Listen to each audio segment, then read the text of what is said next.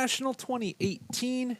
It is myself, Lyrical, and Trent. Yes. And this cord is pulling on me because I'm a noob. Sorry, guys. Perfect. But we're getting ready to hop into our second series. Right back into it. Optic versus Serenity. How you feeling? We stood up and we sat down. I told you to go somewhere else. I hope you didn't, because that would have been pointless. Because here we are, back again at it. So let's get right into it, because the draft's already started. 4 picks, 4 bands, whatever.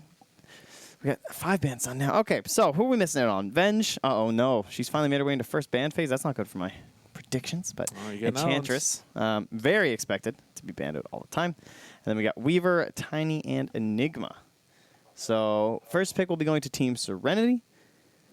And now Optic have to decide what they don't want to leave. We still have the Pugna and the Necrophos as being kind of like those 2 larger ones in the general group. Yeah. Not sure how it'll be for these 2 teams. Yeah, Nyx has been more highly prioritized by Serenity, it seemed like. And then on the other side of things, you know, we've occasionally, like we saw last time, the Lina has been pretty effective as well. So, I don't know, we'll see how it goes. I'm liking what we're seeing so far. Marana. Okay. So they're switching it up. All right. Yeah, she's been the most picked hero overall tournament so far now, I believe. Or at least she's jostling in top position right now with Vengeful Spirit. And I think she's been very successful, too, like winning like 60-some% of her games, 67%. Okay. Optic are fresh off a loss to that last night versus TNC Predator. They actually lost 2 games in a row to a first pick Marana. So sweating bullets over there is Peter Pan Dam. Yeah. I want to see and understand what the tag after all of their names means on Optic. It's a new sponsor, the one we were talking about. Oh, I didn't realize. Yeah, there you go. Cool. And there it is, the Necrophos. Okay. So that's been banned most games for them in the first phase by either themselves or their opponents. So it looks like this will be the first time Optic's playing it here at TI. In fact, first game that they've even had with the hero, because it's just been banned out every single time. So curious to see how they want to use that in their drafts. When they were using it at the Summit, it was with things like a Chen or an Enchantress. They could grab that, or just a general sort of laner, you know, throw them in the safe lane. And it's an interesting safe laner because it's someone who can provide you a lot of auras, help with these early pushes, but also goes into good late game scenarios because of the Scythe. Yeah. And immediately into the Winter Wyvern afterwards, maybe a way to set up for that Reaper Scythe onto a particular target. But it really, thing that stands out to me is 2 BKB piercing disables out of the core and a support position from Optic. Good team fight so far. See how Serenity decide to respond to this. I mean, Marana isn't too shabby in her own right. You know, you can set up for things with Moonlight Shadow, usually like Song or Net into Arrow with Naga Siren was the old classic. They've got a lot of different things. Disruption might be good if we see a Shadow Demon. Silencer is also pretty good. You're far away from Winter's Curse. You have follow-up. If you see bursts coming, you can get it off before the global ult. Yeah. There it is. Very nice. I think that was the pick. God. He's been very popular this event. I feel like I see him banned way more than I see him picked, though. Yeah. I don't even know if we've cast a Silencer game. I think that we might have. Maybe like I think one. they lost. Yeah, that sounds about right. Oh, no, it was against an IO. I think they did okay. Oh, yeah, you're right. It was against an They IO lost, Gyro. though, I'm pretty sure. They lost. Because it's IO Gyro, who, by the way, are both still in. Huh. Speaking of things to think about, so kind of surprised Optic didn't go in for that in the 2-3. Maybe they're saving it if it's left available. They've now taken out Winter Wyvern, who's a very good counter to the IO +1. So this could be a great couple picks in the second phase for them. I mean, I would be pretty shocked if they don't take it if it's left open. Yeah. Broodmother's going to be banned out. I wonder if Serenity are thinking about a Drow. Definitely. I think they want in their options, but they also have, I would say, the best position 5 against Drow lineups in the Winter Wyvern. Right. Can spam out early push and can also use an ultimate that benefits if your opponents hit very hard. So it's hard to find a better hero for that. I guess the other thing, too, is that if you're Optic, you could potentially run a Drow strat if you want. Yeah.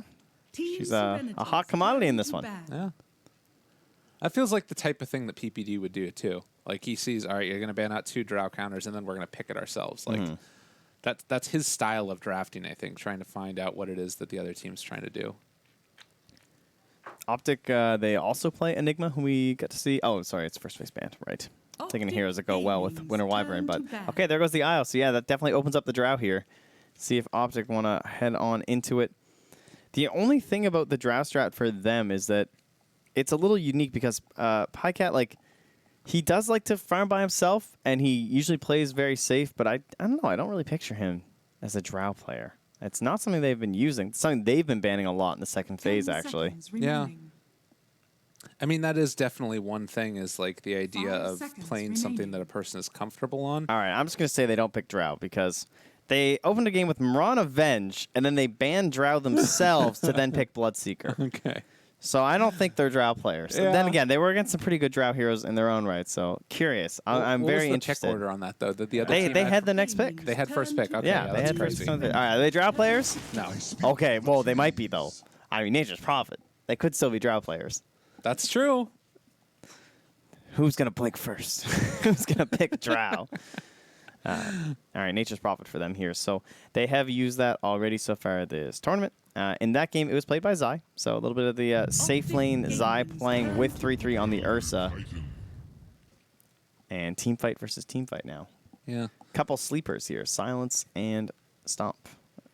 And then an arrow puts him to sleep for a long time. That's true. Yeah, I like this lineup from Serenity, actually. I think that this...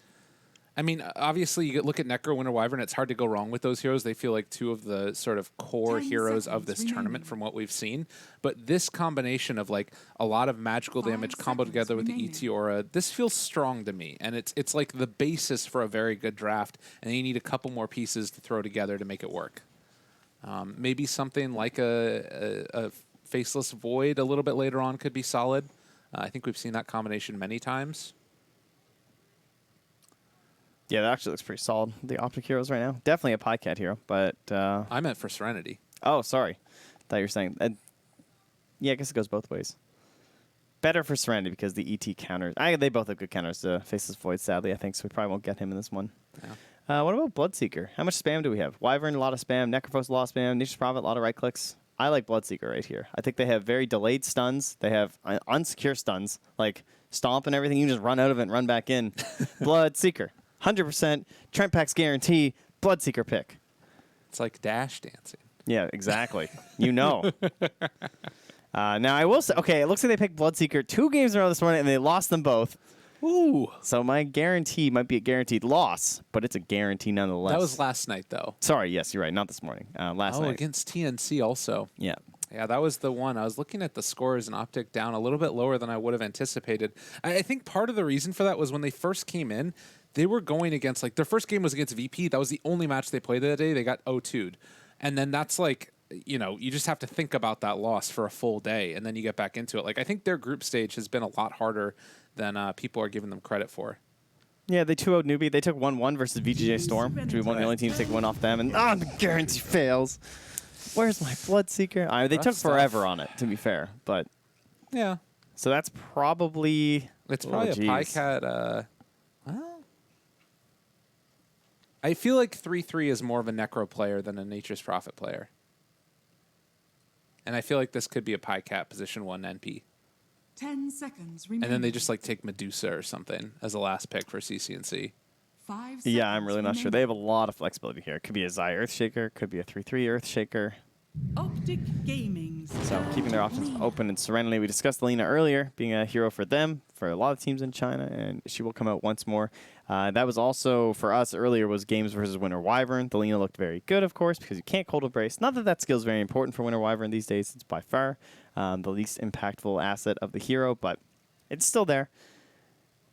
Well, And very good against Necrophos. That's been a 10 counter pick forever. seconds the remaining. one thing to think about too in the context of this game is that, you know, Group 5 A, very seconds stratified. remaining. You know, you have some people on top, some people on bottom. That's where it's going to be. Group B, this is where things get crazy because you have 3 teams right now that are tied for the bottom, Right. and then the next And couple 2 are of them also are these tied. 2 teams. Exactly. So, like, this match matters so much for these 2 teams. It's not going to matter, obviously, the head-to-head, unless there's no tie for the bottom. Head-to-head only matters if it's non-very bottom or Turn the to ban. 4th, 5th spot.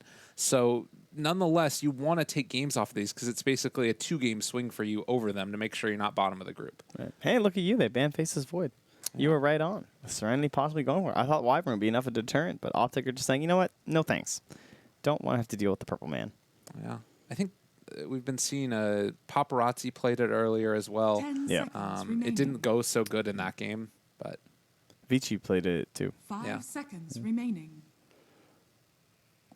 well, last ban now from Serenity. I feel like one of these sort of maybe it's CCNC that plays Necro. I don't know. I kind of like, yeah, if they went CC&C, the only problem is the Pycat hero. Because I kind of feel like going like a 3-3 Visage or something right now. And just Ooh. trying to like full on push this game down with like Necrophos, Nature's Prophet, Winter Wyvern, Shaker, and Visage. That could be pretty strong. Visage is incredibly strong right now. Depends on the last pick here from Serenity. If they pick Visage, I'm fully on board the Optic train. Serenity's But I guess it turn also to depends pick. on what Serenity you're going to do. They have been playing quite a bit of Alk. Quite a bit being one game, but it was also last What a night. game it was, Wow. though. I tell you, it went 38 minutes, and all 38 of them were just something out of this world. What about the game plan here? They are missing follow-up. 10 Oh, the follow-up's seconds okay, remaining. actually, to I sleep. think it's the initial that they want to go for. Like that's why I That think could definitely be Chronosphere- better. Seconds Yeah. remaining. Tiny is banned out the first phase. That's one of our good heroes for that so far. Even like a Wraith King getting in and starting the fight, he's still in. So that could be their safe laner, and they do this off. That looks pretty good. Safe lane Wraith King for the heroes that are Optic left. Gaming's turn to pick. Spectre. Okay, that's one way to start a fight. Stops Earthshaker from really having a good impact. Just haunt, and if the Shaker doesn't jump right away, then it's over. Just not going to be able to get a good blink off. Might force me to a 4-staff. They're going to need a hell of a performance out of this ET though, because even though Haunt can start the fight, it doesn't like control the fight. Yeah. I guess. The ET and the Lena too, where Yeah. like they just need to go 10 for seconds Yules into remaining. place. Batrider could have been kind of cool too if they wanted to run a position 1 Mirana. Yeah. That would have been a neat 5 pick. seconds Versus like the remaining. Nature's Prophet and the Necrophos. Wow, okay, Batrider looked awesome. But maybe they're just not that into the hero. Optic, they will go for the TA. So that'll be our CC&C hero. They were correct with their Alchemist ban, at least in terms of what lane it's going. So who is Pycat playing? Is he back on the Prophet? They gotta be sure of it. CC&C instantly. He's like, no one's taking this. I'm not messing around with these other heroes. You guys figure it out amongst yourselves. Yeah. Probably Pycat on the Necrophos, and then we're gonna have, yeah, that's a guaranteed PPD on the Wyvern. 3-3 will be on the Prophet. Okay, so Zai Shaker and then Pycat on the Necrophos. Right, Okay. guys? Right. Right, They're Pycat, thinking. Earthshaker? No, there's no way. They're thinking. Not a chance. So PYW, he has been very impressive. If you guys have not been watching a lot of the Teams Friendly games, this guy just, he tries to 10 become a core seconds in a lot of the matches. I'm not sure so much with Elder Titan. I don't think this hero needs very much gold, so I think it's going to be 5 more seconds focused on a remaining. Spectre and Alina getting gold. And, like, these are 3 very greedy cores. No one of these 3 heroes want to be behind the other 2, basically, between Alina, a Spectre, and a Mirana, right? You need Yeah. a lot of items on Mirana. She can definitely be the poorest out of the 3, but you can't sacrifice Xingqiu all too much. Yeah, I think that this is the type of hero where, like, you know, you sometimes see people say, all right, well, you know, run into the support role or whatever, and you can make that kind of work. But when you're a core, you need to have, like, the Maelstrom at the very least or something like that, because you don't get into that damage talent until you get a lot of levels with the leap attack speed. So we'll watch for it. I guess also everything is a little bit more accentuated by the ET aura. Like, I think that's really cool with a Spectre going towards Radiance, having you know, the extra damage amplification in that way. So we'll see how it works, and I wouldn't mind seeing a little bit of farm on him. Maybe a Meteor Hammer, who knows? Yeah, I'm okay with that. That's always the fun one. Although you also punch really hard, so maybe you don't want to spend so much of your time not punching people. Yeah. Just standing still. But I guess they're asleep anyway, so it's okay. I think the silencers are a really good option, particularly with the Earthshaker there. Like when I'm looking at this lineup from Optic, it's like run at people, take a ton of fights, and then when the fight starts, you just kind of overwhelm them. Yeah. So silencer is just going to need to be Prepare for staying battle. way out of position or way in position, away from the enemies, and like, me and Fountain, he's fine. Some of the more difficult games I've seen for Zai as of late have actually been on the Earthshaker. I feel like he's been struggling a little bit to get the best items fast enough. Maybe just like a part of his team, not necessarily just him on the hero, but overall, a lot of the Optic games I've seen, at least for Shaker, haven't gone all too well. So curious to see how this one goes. Let's train back some tips. Okay. Maybe they had a pub together or something Yeah, it's a possibility. in the NA region.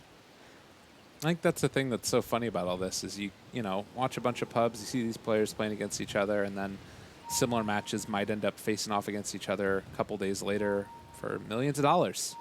No biggie.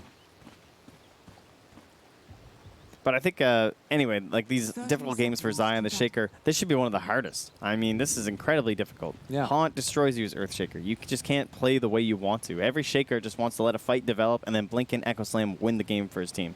It means you have to play much more aggressive with the hero. Benefits is that in this game, he kind of is the main initiator. The offlaner they have in the Nature's Prophet is not a true initiator. He's someone who doesn't really like to be in team fights all that much, honestly.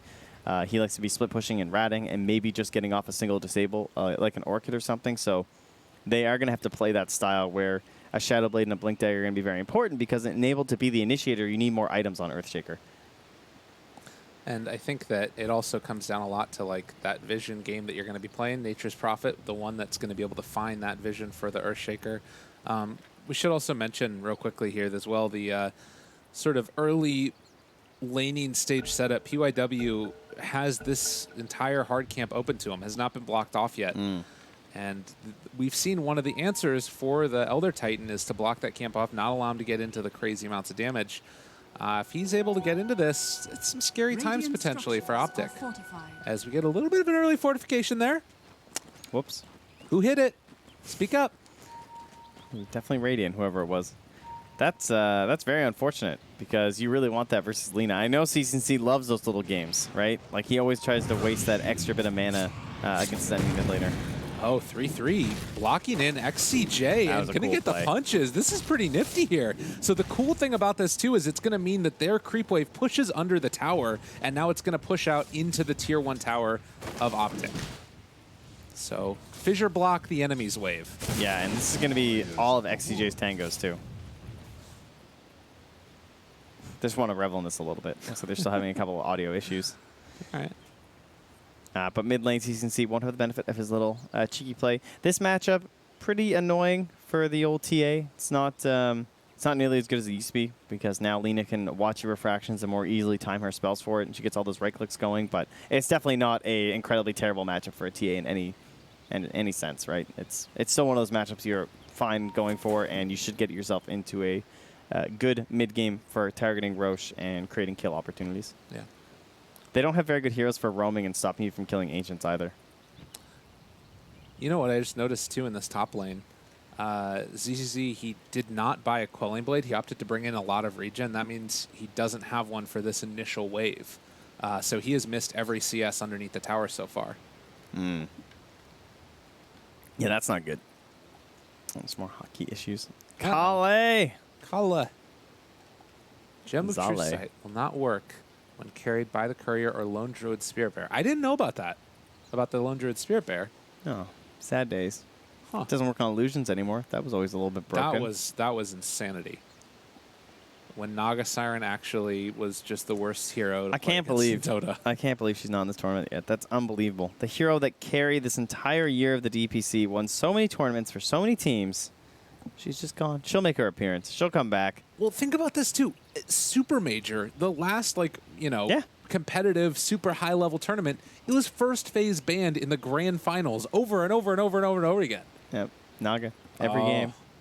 We got this dots and the smiley faces. ZinQ saying, "I got more of them." That wasn't too CC and C's is bigger though. What is happening? Burns, doesn't it? Just let it go, man. ZinQ seems like the type of guy that he's not afraid to sort of go in with the chat wheel. I'll take it. I don't know what he's saying. I don't know. They're just tipping him. Zai Shizbi. I don't know what that means. Nishizba.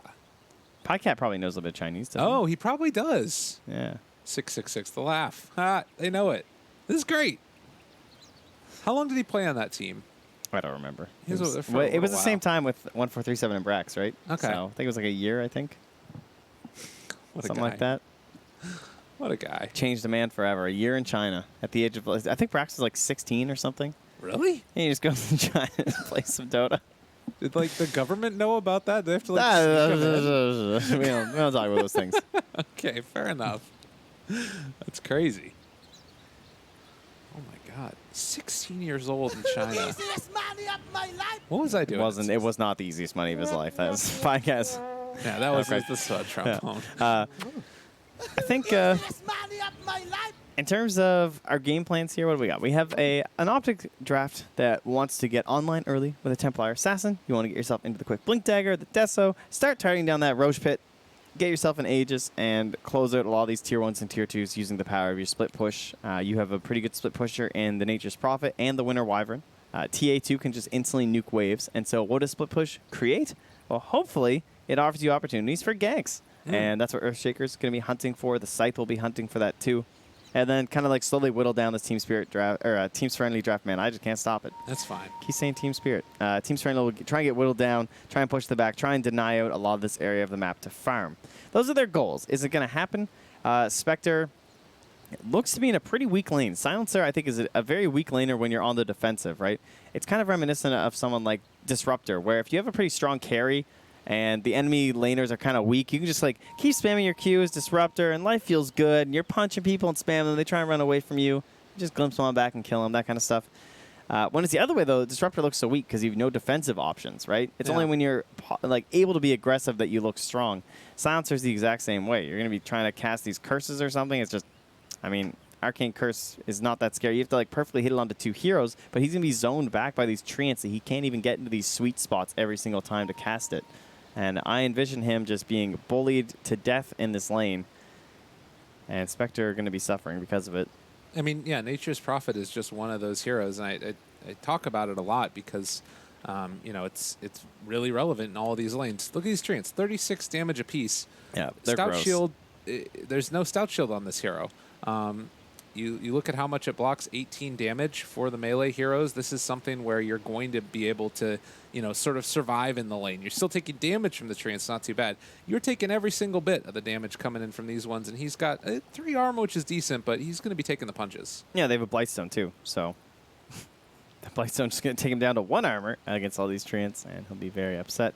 The other thing about treants is that they allow you to dive towers too. So a couple levels on Desire, they can be fissuring, blocking in the trees, and then the treants are just absorbing all the tower shots while you go in and use Enchant Totem, keep punching away with that minus armor, and you can have some issues. So what kind of rotations can help that? I mean, you can think about bringing in someone like this Elder Titan, but then your Mirana can't stand in this lane by herself. Yeah, I almost wonder if it's worth it to bring the Silencer bottom and stick PYW top, but I guess actually that feels like it's pretty good. You can get more damage out from the Astral Spirit. But you'll just get body blocked by these trees, and you can't get all your punches off. Yeah. It's very difficult to deal with Nature's Prophet in lane. Maybe Support just, or core. I guess you just sack the Spectre and then try and punish Pycat as much as they're punishing the Spectre up top. Go. They're asking if they can go with only 4 players. Serenity seemed to be in a good mood today. Oh, jeez. Chat wheel, emotes, everything you guys wanted. You're welcome. What's happening? What are some other tips? Can you cycle through them? I need some pause tips in my life. Okay. Fees and buyback. Okay, 25% of your heroes remaining spell spawn time is active buyback the next death. I thought that they were saying that you're going to lose the buyback penalty on hidden creeps, and I was like, It's good to not know. anymore. No, it's perfect. Holding Alt, click on your respawn timer. I see people ask this all the time. Okay. See, they don't know how to do it, right? It's like, oh, how do I do that? You can all click all kinds of stuff, guys. Yep. All click everything on your screen, and it'll probably do something. So you can Alt click the where's the glyph icon? Oh, Where's yeah. the glyph icon? I don't even Right, remember. you were where just on it. is. You just hovered This over is it. And no, scan. down. You Oh, just this hovered is- over it. It said yeah, it is. glyph. So yeah, you can Alt that one to say glyph and the time remaining, or use glyph, and then you can hit Alt Control, which is don't hit glyph. Do not glyph. Yeah, Yeah. that's the useful one. Exactly. When your teammate, you know, they're just hitting tier 2 and there's 10 seconds till your friend is up and you know they're coming tier 3, just Yeah. spam that thing and be like, don't do it. Don't Yep. glyph it, guys. Please. And then they glyph. And then they glyph every time. It just reminds them, oh, I should be glyphing. You're So right. here's another one in the pub matches. You just all chat, press J, because some people don't know. Some people don't know. That's what needs to happen. That's maybe what happened to Optic here. They That didn't might have been know. it, yeah. Wo wo dao dao wo ge. I think that might just be letters. Or maybe it's not. It looks like that's a really long word if it's not. I just see WASD and I just assume it's made up. Because those are the keys I spam. But WO, like those Yeah, are that's not... two-handed, dude. The O and the I are next to each other. Look, he's just going blah, blah, blah. And the next thing, I'm not so sure. I can't actually read anything that he's writing. Yeah. I'm not positive. I haven't seen that Chinese type in before. Each hero has a primary attribute of strength, agility, or intelligence. Every point in your hero's primary attribute increases their attack damage by 1. Fact. Dang. That wasn't the best tip. Cheese and a refresh shard can both be sold Okay, for that should 500 not be a gold. tip. That should not No. be a tip. Take that one out, Valve. Don't tell the people that, because that just gives people bad ideas. It's true. Don't do it. The cheese is surely going to be worth more than 500 gold. If not on you, on someone else. Help the team, man. Don't be so selfish to sell your cheese a refresher shard. It's like, I have 500 gold to finish my moon shard that I'm going to consume. Let's do it. I saw that ending. Let's see. from Channeling miles a away. town portal scroll will take longer if another hero is teleported to the same area recently. How We've seen much that a longer? couple times. Where's my exact numbers? That's a good point. I actually don't know. Come on, Valve. Get in there. We do have a little bit of a break, and because of that, the nice all chat going on. The players are antsy. They are. Echo Slamma Jamma. That's Zai this game. Definitely. I mean, we've talked to death about what it is that could potentially come up here as well. Like, the majority of the things that you need to look out for. Spectre getting crazy farmed. I mean, is there anything else, like, as far as Optic are concerned, you just trying to put the pressure on and never stop? Take down buildings? It kind of looks that way. Yeah, I guess we didn't get to the game plan for Serenity, eh? It's just, you have a Spectre. You get some items on the Spectre, and you feel good about your game. Yeah. What are their answers for the Necrophos? That would be the Lina and the Mirana. Very high magic burst. So they have very weak initiation. However, if they can just get the fight started, maybe on the Necrophos first off, then that hero's going to die. That takes away some of their sustain and removes the threat of the Scythe. But there are very good control elements for the Templar Assassin. And if you try and initiate on someone like the Necrophos and you can't see this Earthshaker, then you will be running into some serious problems. It'll be like blinking and stunning, and then the TA comes through as the mop and bucket hero to just kind of clean you up while you're all diving onto someone else. So I think the game looks easier to execute for Optic Gaming, kind of in playstyle wise, but it does kind of feel like they're on a little bit of a timer. It's not guaranteed that they just lose if it goes late, because there's all kinds of split pushing shenanigans with Nature's Prophet and Templar Assassin and her traps, but I do think that the game will be in the favor of Team Serenity past a certain point if Optic can't get that like nice high ground push going. All right. Well, we get underway now as the all chat was finishing up there. You know, it feels to me like Serenity. Do you ever watch WWE back in the day? No, I can't say I ever understood how that's a thing. But anyway. Okay. Well, they had this one move, which was like the clothesline, right? You throw them into the ropes, and then they run at you really fast, and then you stick out your arm, right, and then you hit them. That's what it feels like. But why do they run at you? Why don't they just stop? Because you threw them at the clothesline. You had to do Doesn't it. make any sense. But the reason I'm saying this It's the is most 'cause popular that's- soap opera in the world. That's what it feels like to me with Serenity. They want you to run at them, and then they wait, and then they global, and then they haunt, and then they kill you. Like they're the counter initiation play. That's what's happening. So here. don't run at them. Exactly. But you're gonna see Optic are gonna run at them. I don't think I figured out the clothesline yet. No. Seems a little confusing. We can practice later if you Okay, want. that sounds great. CC's gonna be dealing with this. Already off to a decent start against this Lina. And he is, well, not having a glyph, but still able to see us quite well as a TA against Lina. Like, this is the ultimate counter than when people talk about answers to the Lina. Yeah. Yeah, it's again, it's one of these ones that used to be a lot worse. When you couldn't tell when the refractions were, how many charges were, and you're like trying to keep track of the right clicks and stuff, it was way more annoying than it is now. But TA, just you can't bully her nearly as easily with your Dragon Slave, especially in these earlier levels when it's a lot slower to use Fiery Soul to take them down. So. Oh, down bottom though, Mr. PPD going down there, and well, that's what happened. The strength of an Elder Titan. Yeah, Elder Titan who can still help use that camp too. The other thing is that they didn't block the camp versus the Mirana, who also loves to just like constantly chuck arrows, get a little bit of farm. In fact, going to go back now. I'm sure Zinki's going to get the Satyr. Oh, he's going to actually just right-click it all down and wait too. Fair enough. Wow. Yeah, Doesn't want to pop his stick. It's pretty hilarious. This is the efficiency play.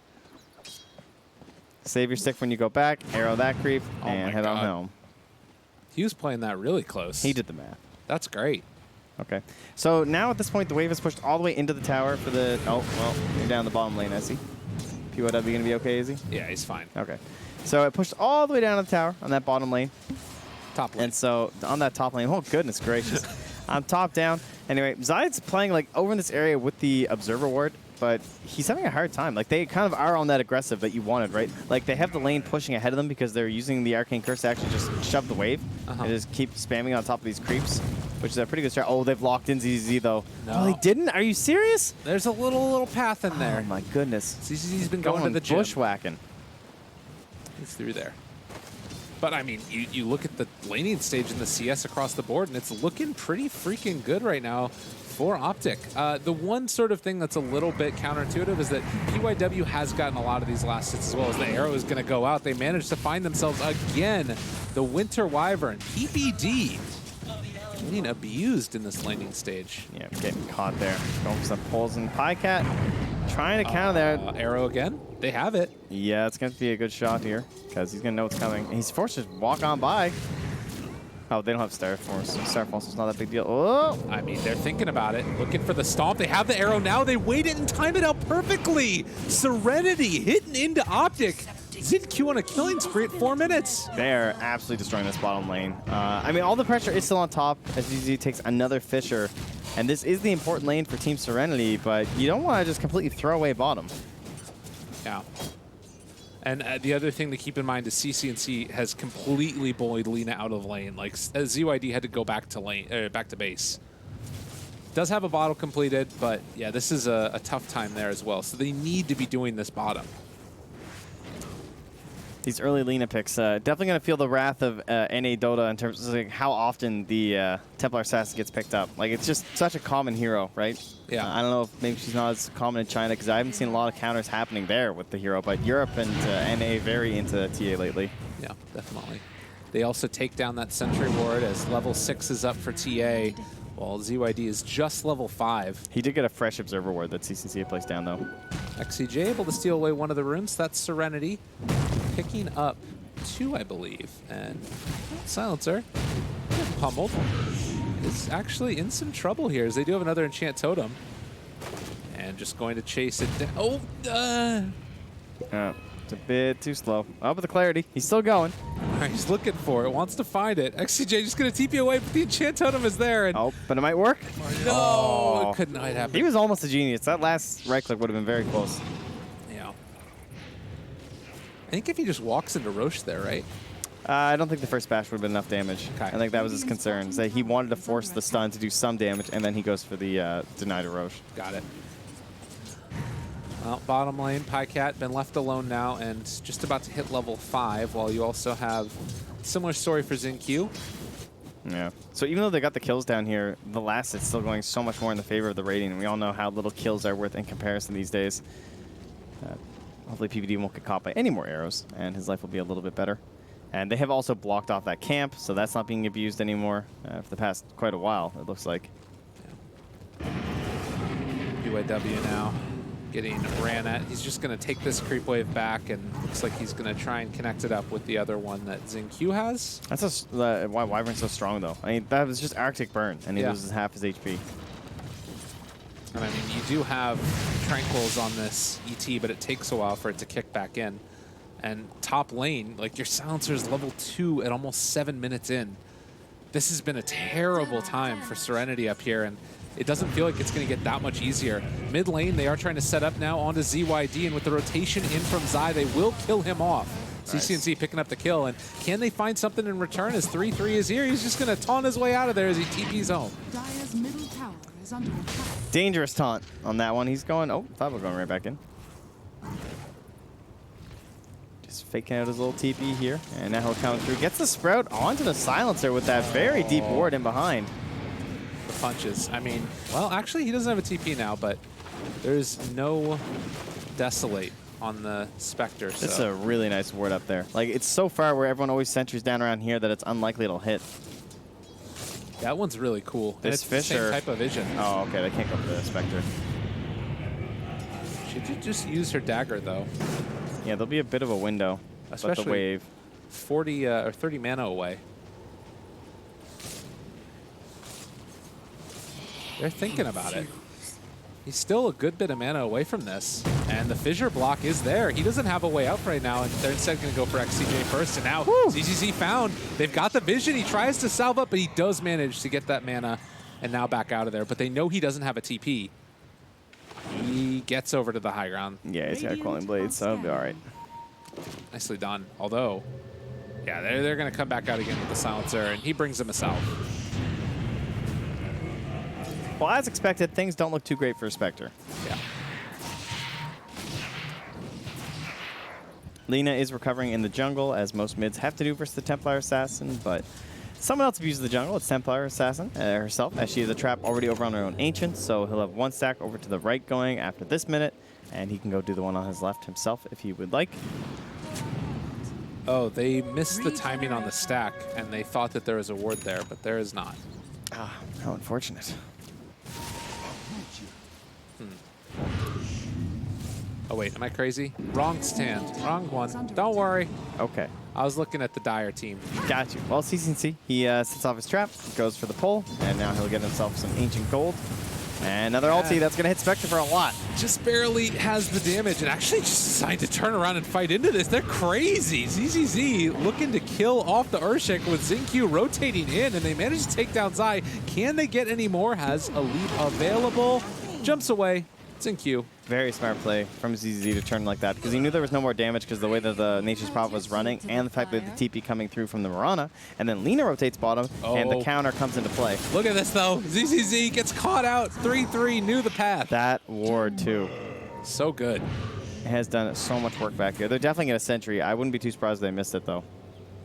Radiant's bottom tower is under And attack. Xingqiu in no man's land with nothing left to go for. It looked good for a moment for Serenity, but all of the people involved in the gank end up paying the price. Yeah, kills matter more after the fact, too. 364 for PPD. Now, they are still remaining somewhat competitive, particularly with the ET that's getting a decent chunk of farm right now.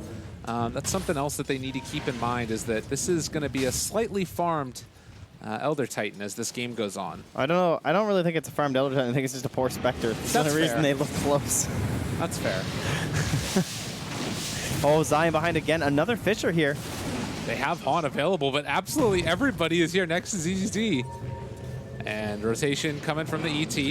Want to find one. 3-3 TPing out. The tree's not enough to keep him alive. Managed to find that kill.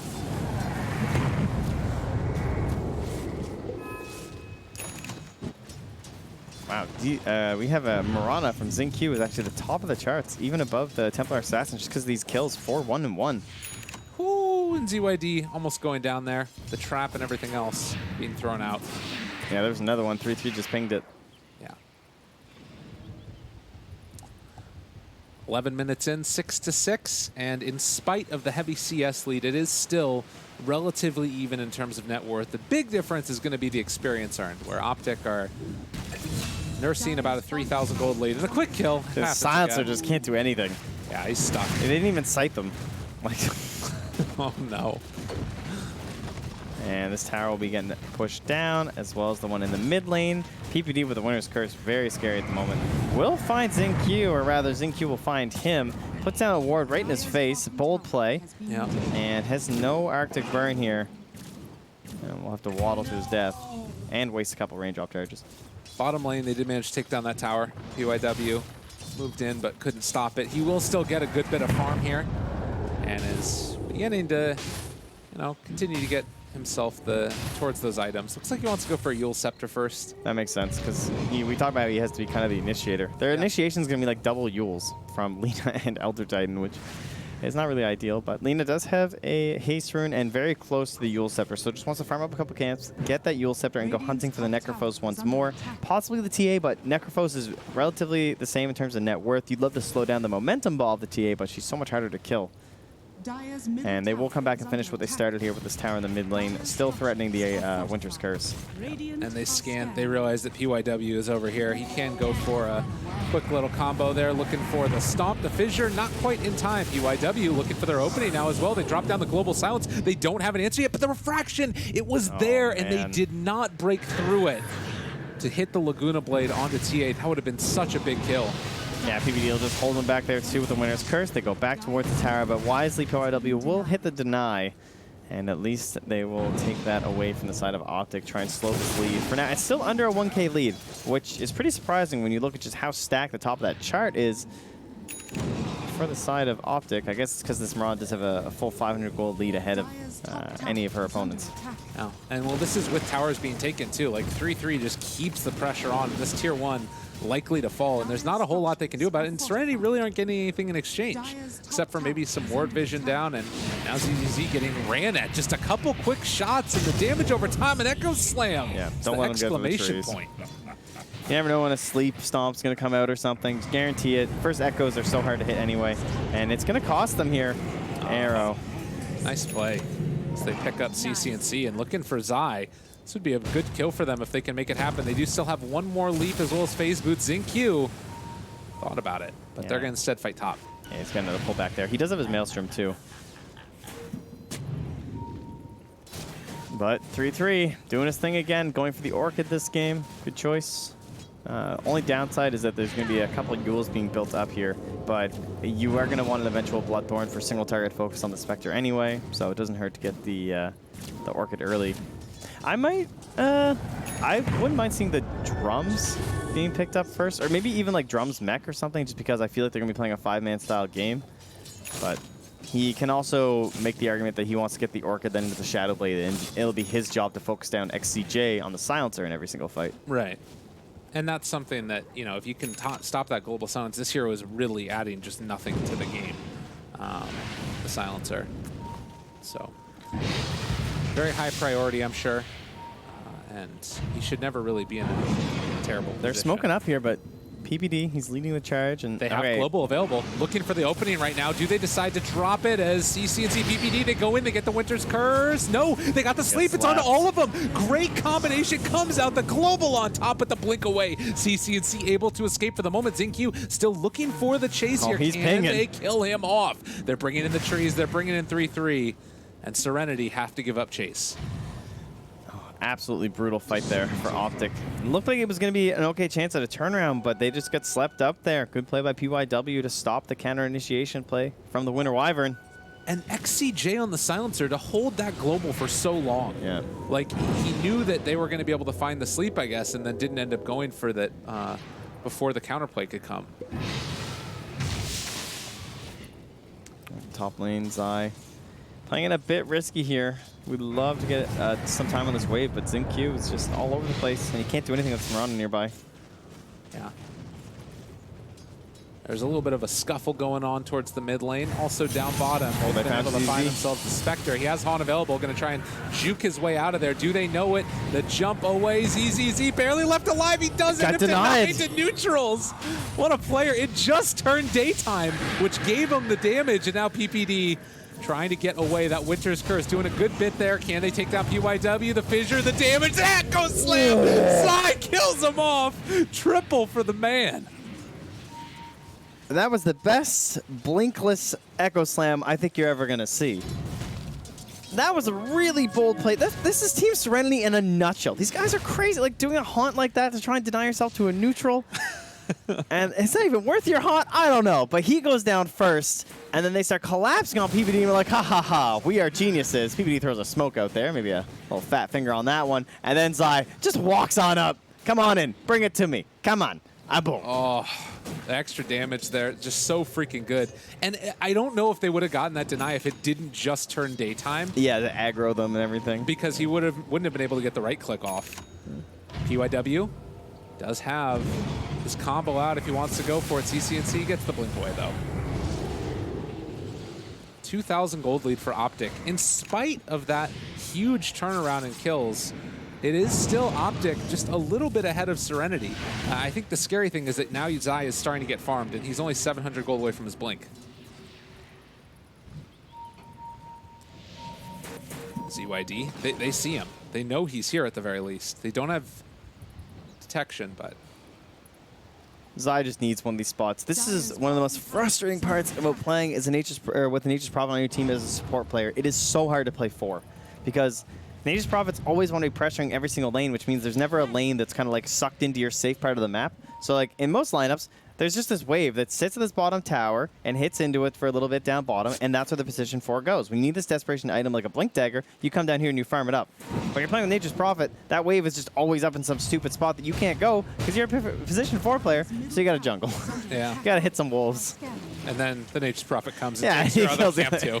This is the life of support with Nature's Prophet. It's like when you have Nog on your team too. Oh. QAW spots out Zai. There is going to be a movement in as well from Pycat. BPD finds the Winter's Curse. They have the global, though. They're going to turn it immediately. And now can they find any return kills here? Looking for a lift up. CCZ also in the area. Haunt not there for a little while, but they managed to find Alina and blow up ZYD. You got Echo Slam in another 5 seconds too. So no real chance of a regoose here for Team Serenity. They just got to bail out. Oh, and in fact, they actually ran into the trees with ZYD. He does have no TP. He's caught and possibly going to get killed. He's away on absolutely nothing, but he's going to have a haunt, so he can get out that way.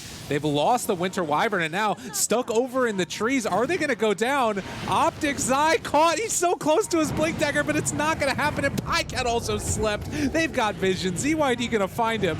The most elaborate bait that probably wasn't really a bait. Serenity kill 4. Well, I didn't think they'd have a chance at a regoose, and then suddenly there's a buyback, and he escapes over the tree line, unable to catch up. Of all the heroes to escape into the trees against, you would think it would be Nature's Prophet, but it works out in the end for ZZZ. And just Alina buyback, 100% worth to secure that fight. Needed to battle their way back there, and yeah, did by far the most damage there, so certainly a needed ally. Dang.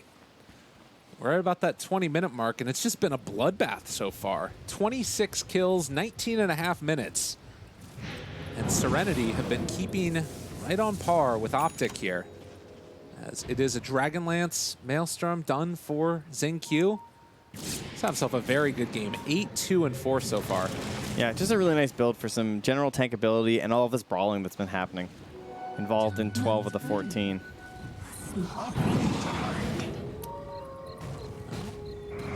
Meanwhile, the catch again, as has been the case over and over again. PYW finding PPD.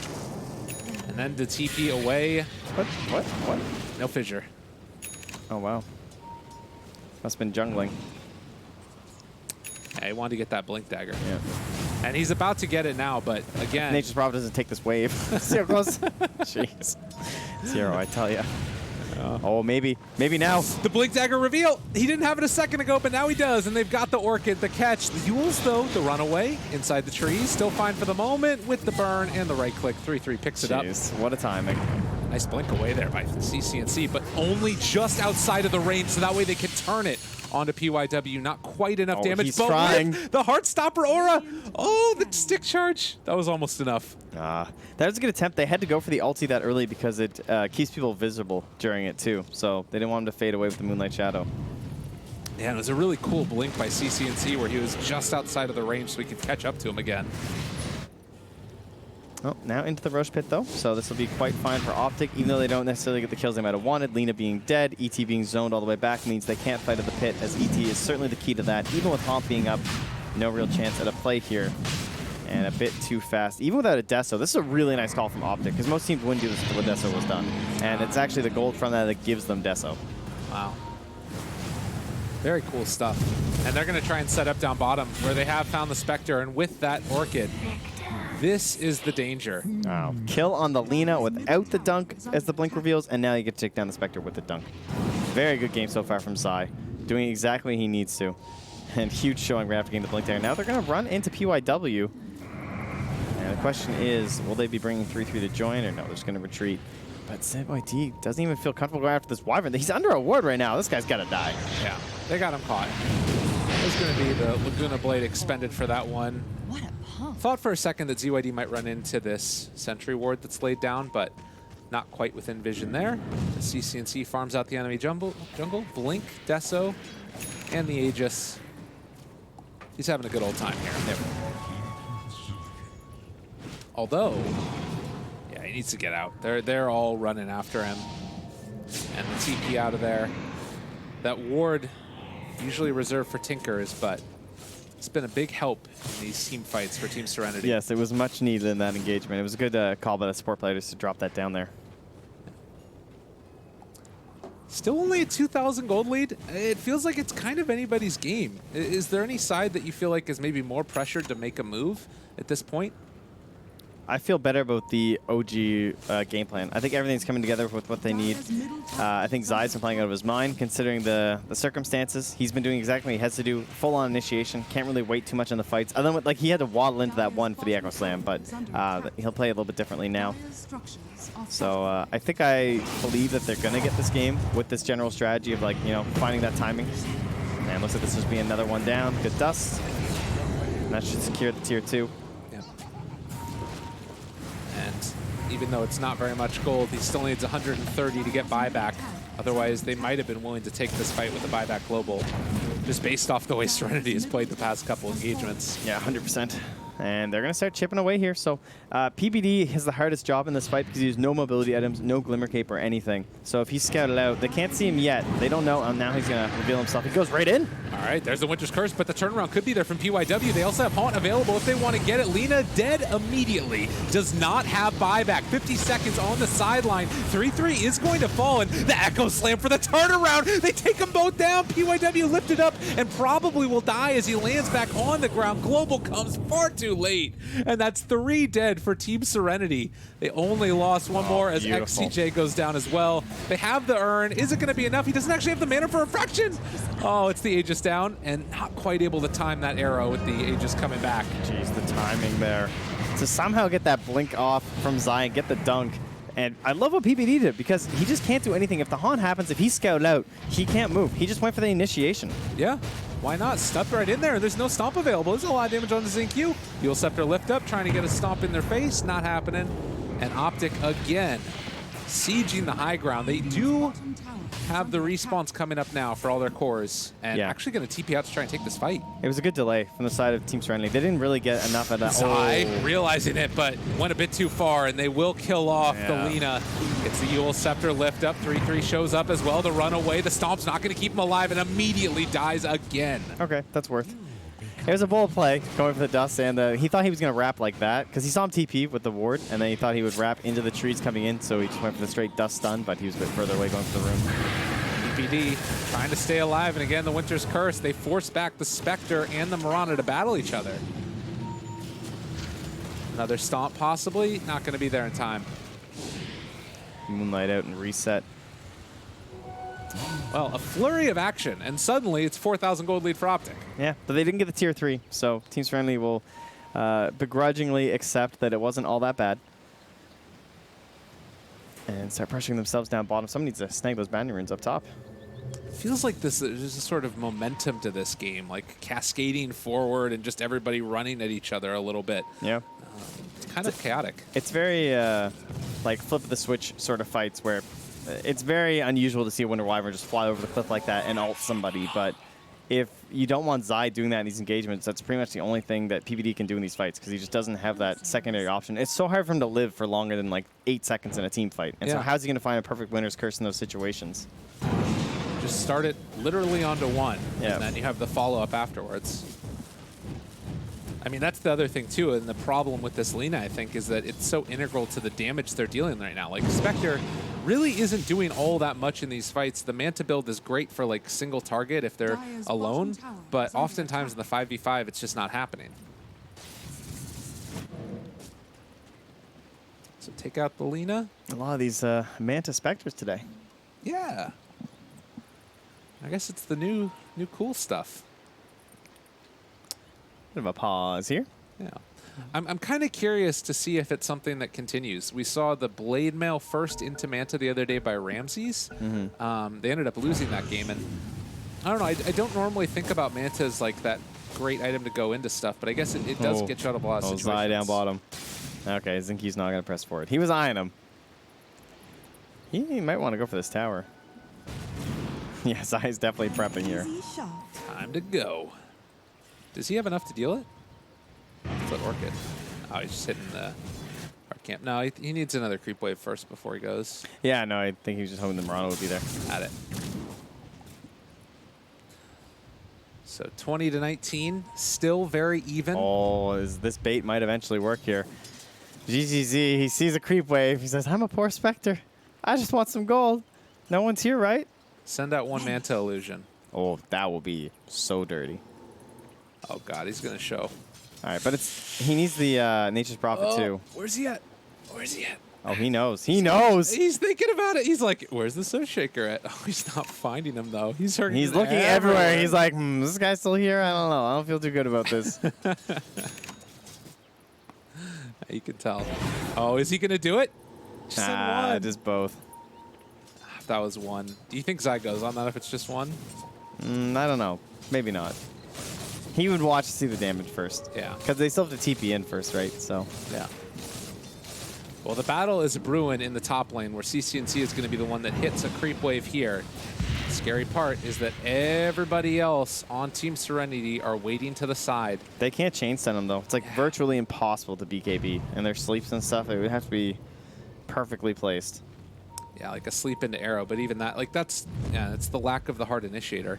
Maybe why, Optic ban out that Faceless Void. If you think about a Void 100%. here instead of, Ooh, Arcane Rune for Necrophos. Doesn't have the Scythe, or the Aghanims rather, for his Scythe, or that would be just absolutely filthy.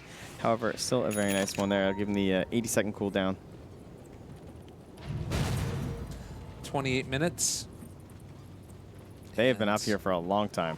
Yeah, and they just haven't shown on the map. I think Optic have to know that something is happening, and they're going to walk right into them. Oh.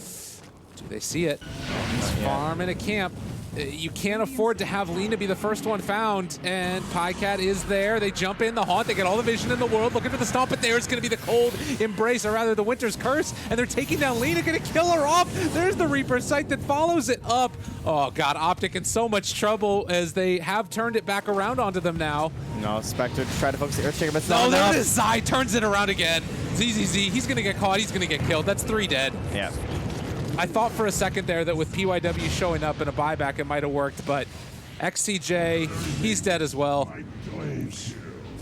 Optics dominate. He tried. Like, he haunts, and he finds the Earthshaker, so he just starts targeting him. But he doesn't have enough damage. Yeah. Like, it's just a Manta. So Zai's just walking away from him, and then the rest of the fight, they're fighting without Alina, as he said. She got focused down first, so there's no other damage. Xingqiu just doesn't have it either in him. Stomp comes out to try and hold, but right now you do not want to have to buy back on any of these heroes at all. TPD looking forward. He just wants to get a little bit of vision up there, hit the tower whenever possible. Silencer buys back. 14 seconds until spec.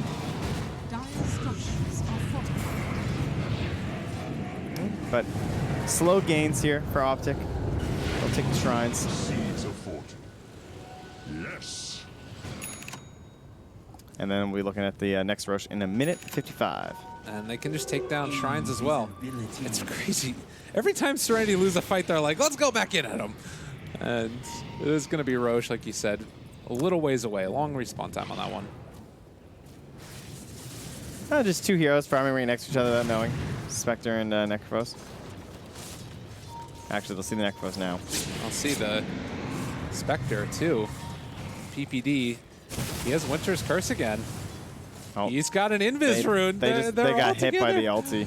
Oh. So they know not to press forward. Okay. That would have been a big play if they could have found it. Yeah, they think there's an observer ward right here on the outside of that sentry ward. They And missed it. pinged it. They just pinged Peter as well. Meanwhile, they're just losing towers. Yeah. Bottom is down. Optic can set up for another round of shrines if they want. Go take it down.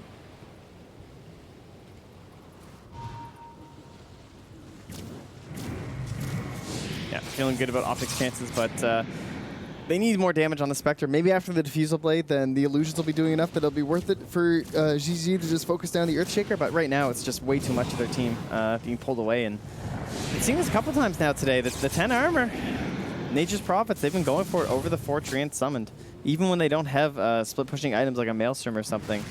Yeah. It's very interesting.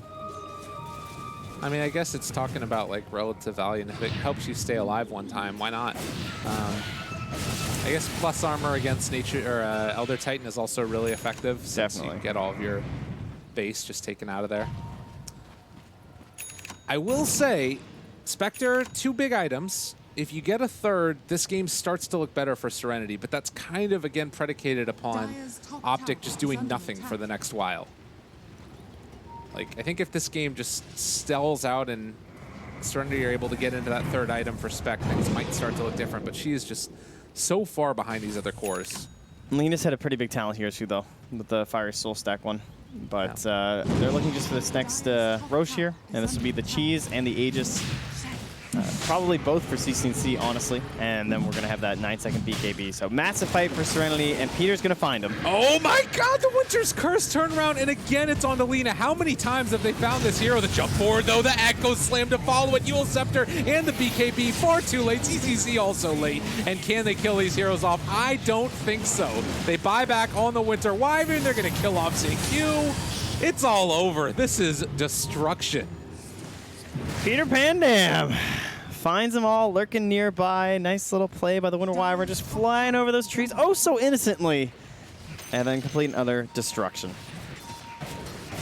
They give him a little tip on Zai. They leave Rosha at the wayside. They don't need it.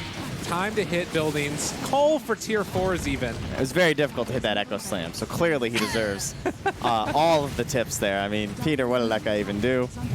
I mean, yeah, they couldn't even get the global off in that. It's just time together. They get the stun on top of everything, and tier 4 towers going down. They buy back on the Mirana. They know this is their last chance. Have they gone too far by trying to take down these tier 4s, though?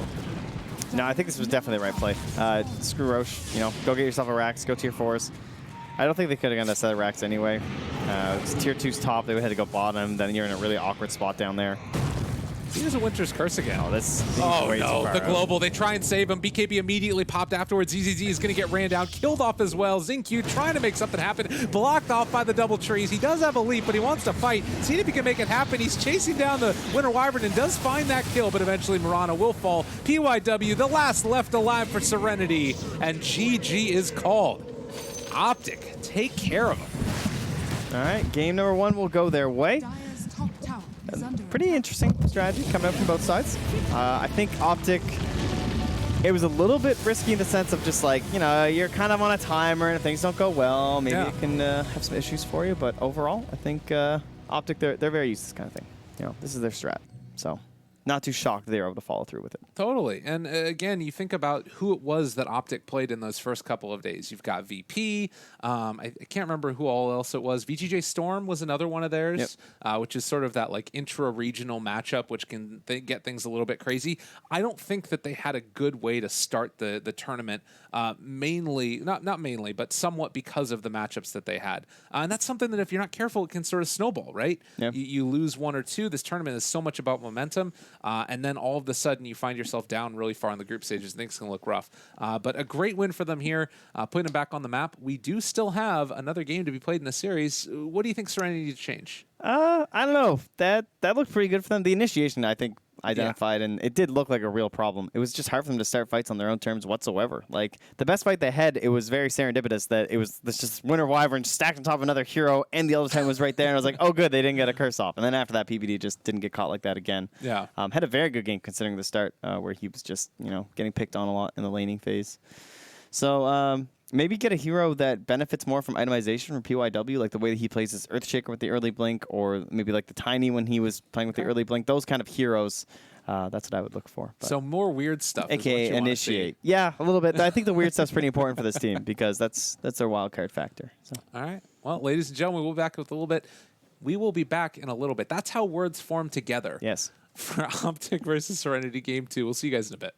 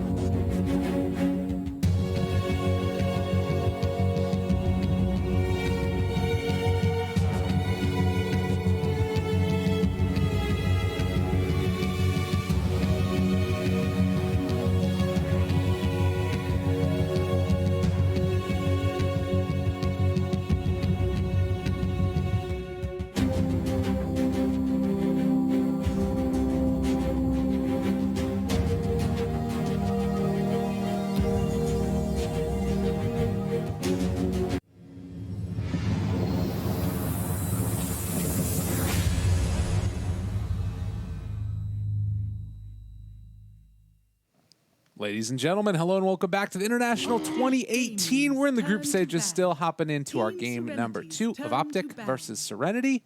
Lyrical joined as well by the lovely Trent Pax. Get us in there. Right away. I like this. Right into the draft. That's my kind of guy there on the production switch.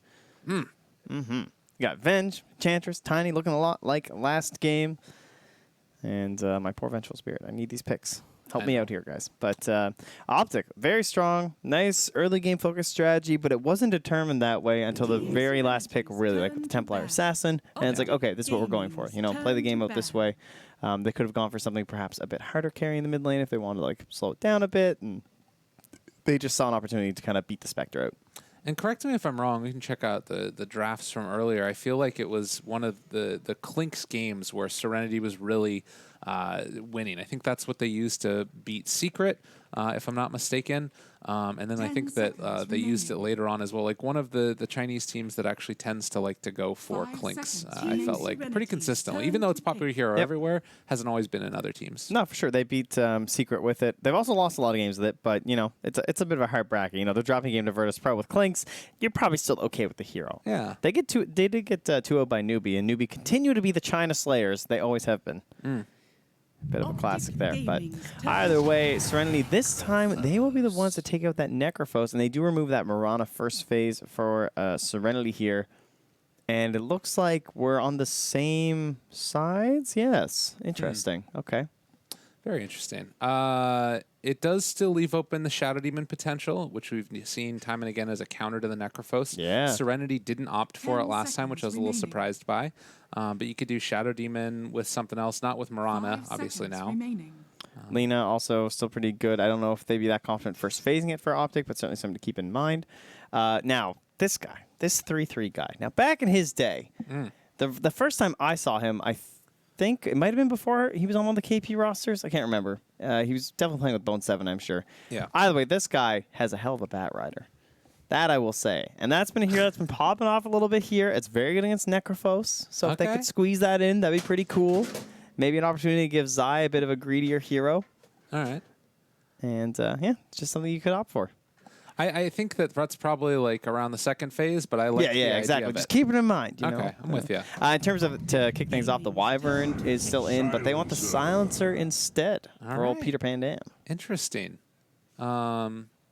They could go like Silencer Enigma if they wanted to.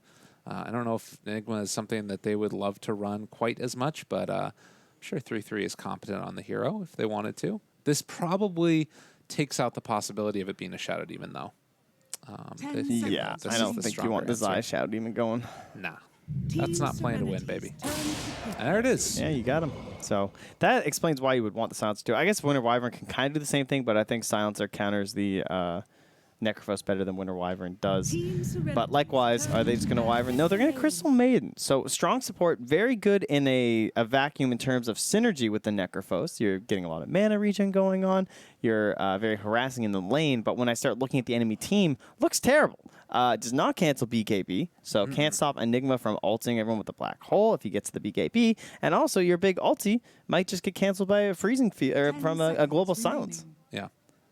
No, definitely. This is the type of hero that I feel like they're picking it for the laning stage, giving the high harassment potential against a lot of safe lane heroes, and then also the mana regen for probably somebody else that they're going to be picking later on. Maybe something like the Wind Ranger we've seen before. They could go in towards a Drow strat of their own if they wanted to. Yeah. Our game was when they had the CM and they used the Wyvern Core and the Tiny as a support too. Yeah. Which is a bit interesting. They won that game. That could be cool.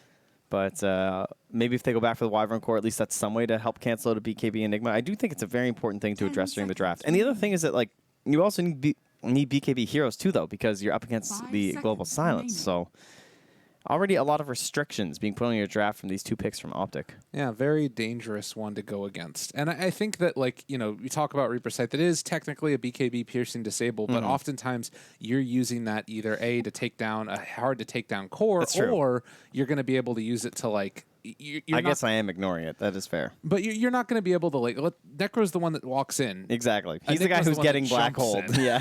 Like, if that Necro's not in the black hole, that is true. It could happen. But for the most part, he's going to be getting black holed.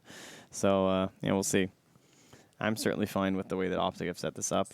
And they have the next pick coming out of this phase. So threat of the Drow is still there, but they've seemed to have proved over and over that that's not something that they're into. And so they'll at least remove one of the Drow friends that Serenity might have been able to go for in the Wind Ranger. So here's a question.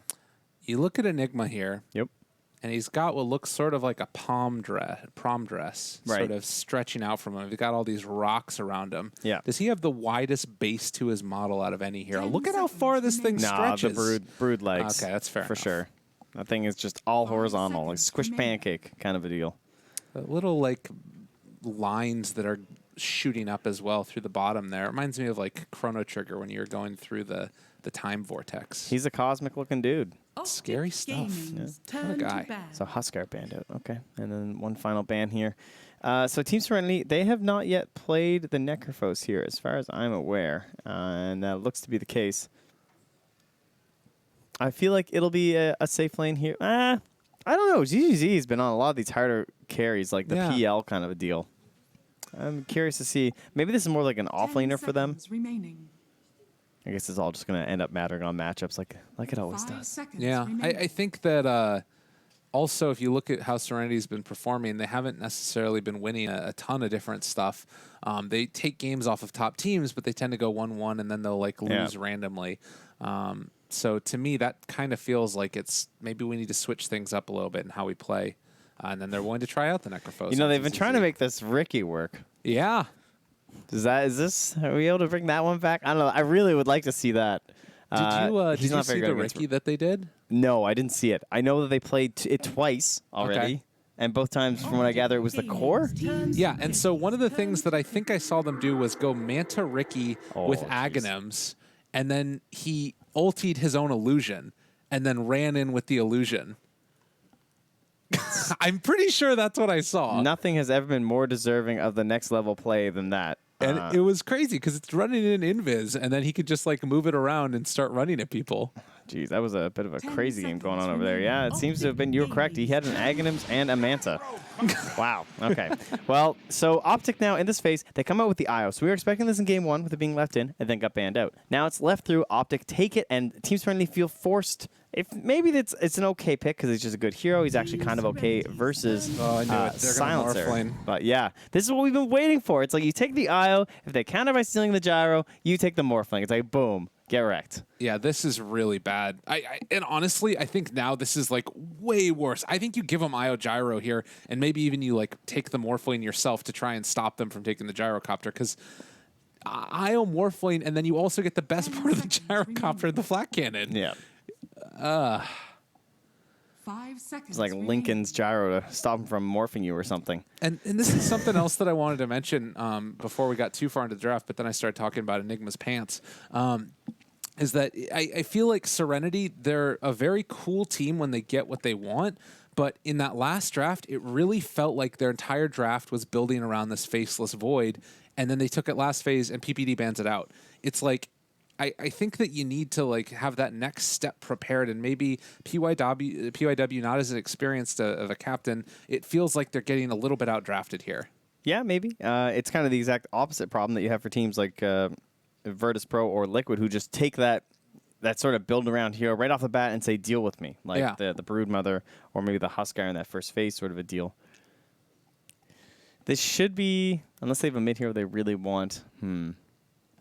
Man, Morphling is just like, he's not really a counterable hero like he used to be. You can't just go for these mana drain heroes because he doesn't have to rely on his mana for his shifting anymore. Optic Gaming. Even heroes like a Tinker or something like this, the Nyx Assassin, where you try and blow him up at the start, it's predicated upon the Morphling making a mistake, which is going around at low HP. This is a nice pick, though. Using Carapace to stop the black hole, definitely feasible with like Midnight Pulses everywhere. You've got an IO who you can target down out of Vendetta. You've got a Silencer you can scout out in the back lines to grab. And you have Morphling who you can help mana burn and just generally control. 10 Like, if you get the seconds initiation stun out of Invis, you can no longer start morphing, right? Because you have to get it done 5 before Right, the stun exactly. actually happens. So that's a pretty big change that really does hurt the hero. Invis initiations should go fairly well because of that. But they, what is the last thing they're missing?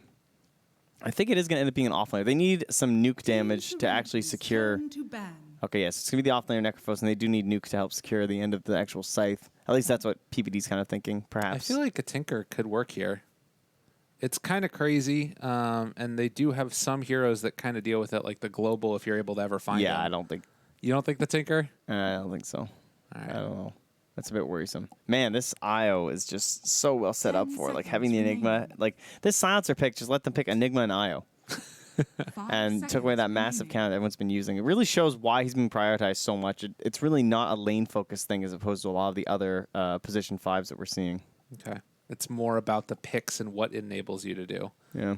And takes away the answer. Interesting. I am feeling like Serenity is struggling to figure out what they want to take out. Turn to Invoker. I don't know if I've ever seen CCNC play Invoker. Oh, I think he played it the other day. Yeah, He did. He did. They lost. Oh, But they still played it. okay. Optic Gaming. And it's going to be a Storm. Okay. This is something they've gone back for a couple times. Kind of like this got to win the game sort of a hero. Someone who's a classic counter to the IO, but they have now ended their draft with only the Scythe as a way to stop this BKB Enigma. So that's looking like a very good game for 3-3 if it ends up going to him, which we assume it will. And we have the PPD Silencer. We got the Zai IO. Pycat on the Morphling. We just seconds want that remaining. classic CCNC hero with 30 seconds left. Take like a DP or 5 seconds remaining. something with like a silence, even a Dragon Knight. Like I feel like you need something small that's able to use on the Storm Spirit that sets up for one of the big abilities. Because there's a chance you might accidentally dodge like the Global Silence or a Black Hole or whatever. Yeah. They've been playing quite a bit of Monkey King too. Oh, the Alk. Is he still in? Yeah, Alk. Ah, DK. Boo. Choose The your CCNC hero. Classic. I think it's the safest option, and the rest of their draft is so solid, Yeah, but the Alk. But the Elk, They could have had double Aghanims being handed to people. Don't you understand? man, The power. the strength. All right, so this has got to be the most comfortable hero for CCNC that I can imagine in the world, in the Dragon Knight. I think downsides is that he doesn't really punish the Storm Spirit all that hard, so like ZYD should still get off to a decent start, you would think. Yeah. Wow, okay, Xingqiu looks like a Necro player. Just looking at those cosmetics, that guy's Wow. got to be a Necro player, right? No, Surely. for sure. I will say, I think that the Storm Spirit pick gave Serenity a way to win the game, but those third, fourth 10 picks seconds by remaining. Optic and the third pick from Serenity really hurt them. 5 seconds I'm remaining. a little bit concerned. I mean, they've got a lot of early potential with fighting. This might be a game where they force XCJ to take the mana loss, mana cost reduction talent, but we'll see. It's feeling like a tough one for them. How do you win this game as Team Serenity? What does a good game for them look like? The laning phase, Storm Spirit's going to be mid. Gyro is probably going to be in lane with the Nyx, and we're going to have Crystal Maiden the Necros trying to pressure in on the Morphling +1. Oh, geez, that doesn't sound very successful. No. I am not sure. Maybe Xingqiu's a little bit on his own. Okay, could be that. It could be like Xingqiu is on his own and they're playing a little bit aggressive with like the Crystal Maiden and Assassin early, trying to get the quick kill. Then when the supports rotate, and then it's like Gyro +1 in the lane. And that sounds a little bit better to me, but it's still running into the issue of like an Enigma that as long as like 3/3 doesn't give away his Eidolons, he should be okay. The problems I see is that like I just don't see how you take any objectives with this lineup on Team Serenity. Yeah. Starting fights, they can eventually get there once Storm has a couple items and obviously some levels. but- Nyx Assassin too Yeah. is going to be that opener, but how does he get his levels? I think Gyro could potentially like make some stuff happen if he starts rotating with cooldowns. And again, it kind of feels like the same problem that we ran into in the last game, which is it's predicated upon Optic making bad plays and running in at him. And Serenity kind of are best when they're counter-initiating with everybody except for the Nyx, and Nyx needs the levels. So yeah, I'm feeling like this is an Optic 2-0. But we'll see if Serenity can turn the tide, make it happen. Yeah, I'm very interested to watch this bottom lane here and see how long PYW stays down here, if he ever rotates top. Can they slow down 3-3, or is he just going to have himself a free game? Because that seems very scary to me. Yeah. Well, CCNC hanging out by the ward as well. They want to secure this one and then head out afterwards. Zai also holding on to a sentry for himself. Let's open that up. Yeah, this definitely feels like the type of game where even if it goes like super late, you're going super late against IO Morphlane with a Enigma in tow. These are all heroes that are monsters, and Storm Spirit can take over games, but he needs to snowball. All right, POW has definitely impressed me in the past, so look forward to it. To start, he secures the bounty rune. Easy. How many are they going to get? Ah, nice play by PBD to at least secure one. Run away! Runs all the way around. Uh-oh, not going to be a nice play if he ends up dying. He can TP. Yeah, in 1 second, no one's coming for the stun, but doesn't want a TP. Oh, is he going to go for the courier snipe? Run over there. Get it. That would be very next level. No, he's scouted by the CM. They see him running back. They'll allow it. Dragonite starting with double mango. Doesn't glyph the wave. All right, yeah, Season Z, he's all about this. All right, he's going to get on the second Oh, wave. wait. Did they use it? Is this the same thing that happened last game? Am I crazy? They used the glyph already. Some sort of a strat? I'm not sure what's going on there. Yeah, there's some misclicks happening, it feels like. We must have missed the glyph. Because that's one of the best answers for Storm Spirit in the mid lane. We've been seeing more and more often, right? Yeah, I don't think it matters that much, though. Okay. I don't think it's a big deal. And the scary thing, I guess, you talked about this yesterday, is that as a Dragonite, you often just think, okay, I'm going against Dragonite. I have a free lane to get towards my items. Yeah. It's a bit weird. Not the biggest fan of allowing this matchup, but I can understand, again, like, Dragonite offers a lot to the side of Optic that these are the complaints that they have about Team Serenity. It's just like a way to approach objectives. You just send this Dragonite in front and you force to initiate on him, and we very clearly see the initiation that they have to go for. So they just zip on top of you, and that's an extra good stun versus the Storm Spirit. Yeah. And we'll have some counter initiation plays from the Enigma being available for them from 3-3. So he's getting harassed pretty hard up in the top lane. Speaking again, harassed pretty hard. You look bottom, Zai is like barely alive. You got his salve canceled actually a second ago.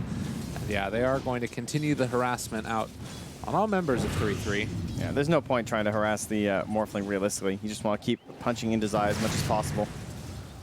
POW already having the mana burn as well as the impale. Unfortunately, mana burn is just pretty worthless on Nyx. It takes so much of your mana early on. Yeah. Well, and I think he took it to break that salve, but it kind of ends up hurting him more than not. I mean, I guess, again, Spike Carapace might not have mattered that much anyways. PPD going to pull this creep wave. We talked about this potentially happening more often at TI, and I'm starting to finally see it. Something that's fallen off a little bit lately.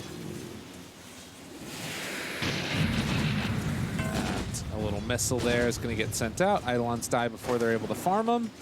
And PPD is going to make the connection over here, which should be able to secure themselves a full wave of creeps denied out from the safe lane. Jeez, this is so much easier to do when you're on the Radiant offlane. Yeah. My God. They just waltz on in. It just feels so much more complicated on the Dire side. With all these trees, and they try and like run in between. And also the area is like 3 times as large. Yeah, it's kind of nuts. And then another little pull over here to the camp. It's a good play by Serenity because they realize, all right, we're not going to be able to contest that pull, but let's get the farm out of these creeps if that were possible. It's just going to be pulled in. And then they'll have a double up wave. Dire's structures are fortified. They glyph. Is that for mid? No, I think it was for this range creep down here, and they actually ended up missing it because of it. Huh. And that's going to help shove this out. Well, and I guess they might have been able to come and contest for these couple of creeps if they had done that, so now they don't get that chance. So a lot of lane shenanigans going down up top there. Yep. Able to battle it back. All right, so my bold theory for this game is that somehow Serenity's going to win because they're Team Serenity. You know, they do their thing. Whenever I think they're not going to win at first, I think that, you know, they end up winning. So now that makes me think that indeed they will win. So the way I see it happening is that this Nyx Assassin gets 6 pretty early on because it's a full-on dual lane. And First Blood definitely helps. Hey. Zen Q takes him down. Well played. And didn't actually even end up using that sauce. So they will be able to use it when he comes back in. But Pycat already being pressured pretty heavily here. The Impale is going to connect. He can switch over to Strength Form if he wants. Also has the IO for a little bit of that regen coming through the waveform through. And the heals. Pycat should be fine and dandy. As they will have... Actually, he doesn't have Overcharge. Yeah, so they're just going to salve him instead. Yeah. Okay. So yeah, the way I see this happening though is that early levels on PYW, he gets the Vendetta, and then he gets a couple kills quickly. Like PVD's a really good target, and the IO's a good target, so it's pretty good chance he can find some across the map. As PVD actually rotates down the bottom lane. It is pretty standard to leave your Enigma alone at this point because you want to start getting the solo experience. But this dual support just cannot do a whole lot. This would be a big kill if they can get it with these body blocks. A nice play as well, getting the extra slow coming in, but Zai, he's actually not going to be able to regen Pycat all that much as Pycat trying to chase down Xingqiu, not going to happen. It's a cool play though, the waveform into the slow. Yeah. Comes out once you throw out those spirits. And they're not going to get either of these bounty runes down bottom though. And XCJ comes forward, they get the kill up top onto the Enigma, maybe? Yes, rotation from the Storm Spirit, bounty rune. Will be, who took that bounty rune? Oh, the Crystal Maiden took it. What okay, a guy. And then the bottle's going to be there now, so it's fine. So I think that the there's probably someone about to deny it, like the Eidolon or something. Yeah. But either way, they just got all 4 bounty runes, so that's a very good sign for a Team Serenity. They're up 4K all of a sudden, by the way. How in the hell? They're just dominating all the lanes. Pycat's having a tough time. Yeah. All right. So here's my problem. This support duo is going to do nothing. Like, Silencer and IO, at this point in the game, do not do a whole lot, right? Yeah. Like, they keep you kind of sustained in lane, but they can't rotate on mid whatsoever. So CCNC gets no help, whereas XCJ is now in the mid lane. I mean, TCNC should be fine here. He's got raindrops. He's got, Right. 2 points in Dragon's But he Blood, he's can't get not- the kill. Exactly. It is very much feeling like it's going to be Pycat needing to carry Optic through this one. And right now, he's not really in a great position to do it. Only 19-2 in comparison to 28-7 on the Necros. There's a reason this guy gets banned out almost every single game. Yeah, it is pretty ridiculous, but got to keep in mind, though, this is still the Morphling versus the Gyro, Gyro, and then this IO is going to get to a point where it's very handy to have, so can't sleep on it too hard. Yeah. Double damage. PPD now trying to farm up this camp with his Morphling and IO compatriots. While over to the side, Optic also jungling. There's a lot of jungling going on. People hitting those neutral creeps. PYW trying to punch one. They're going to get the overcharge, get the damage mitigation, jump forward. The balls are hitting. Xingqiu dropping low. He still has 3 stick charges. That Ghost Shroud should be fine. Cool, that was a little bit close. That Arcane Curse, very irritating for a Necrophos to deal with, for sure. Yeah. Certain heroes, it will harass them quite a bit more, and he's definitely one of them. ZYD has a DD now, and it's interesting, again, seeing Oh, the Storm hello, Spirit. 3-3. Like, is he really going to be able to do this? They have a shrine right next to him, and all of these Eidolons in the area. You need to be a little bit careful here, ZYD. Are there any rotations coming in from the rest of Optic? Oh. He's going to move in and actually live for the moment. ZYD thinking about running away. ZGZ shows up as well, and they back out. Man, TP doesn't even complete. So, in the end, it's not that great for Storm Spirit, but at least he provided a ton of space for his Gyrocopter, so GZ can just push on in. And interestingly, his Crystal Maiden, too, who took over mid-wall that was happening. Yeah. And we're seeing more and more often these teams that will try and utilize the jungle while their supports go over and take the lane farm for a little while. Yeah, that's reminiscent. Oh, lane. Zai dodging away from the Carapace. It might still end up coming back to haunt him. No, he gets the Fair Fire trying to man up against this. Can he live? The stick charge as well. He ends up tethering the creep. But And there's still a wand, PYW, too. PYW. he's going to live. Is under attack. And nobody else here to help Xingqiu, him. though. He's being chased down. The chase forward. They jump in now, trying to take down PPD. Storm Spirit is destroying this Morphling now. And the roaming at level 7 Morphling, the long duration stun's going to keep him alive, but with Zai back up alive again, Serenity take them down. Yeah, and now back after Zai. They're not going to dive. They're not that crazy. Even with all that HP regen. 5K lead, 8.5 minutes. He's been taking some notes off of the OpenAI bots. Dude. Salving while diving the tower. Yeah, he is an excellent player. He's looked very strong on this team. And now GGG gets the kill on the 3-3. Just being battled up so much here in terms of like the regen and everything that GGG has no pressure on him other than killing this Enigma if he comes to lane. And they really feel the need to like make something happen now also on Optic. They're going to smoke up and rotate CCNC and God. PPD. This is an Enigma that's not even level 6, and we're Yeah. closing in on 10 minutes. That is very bad news for them. And like, look at the way that right now Serenity are playing.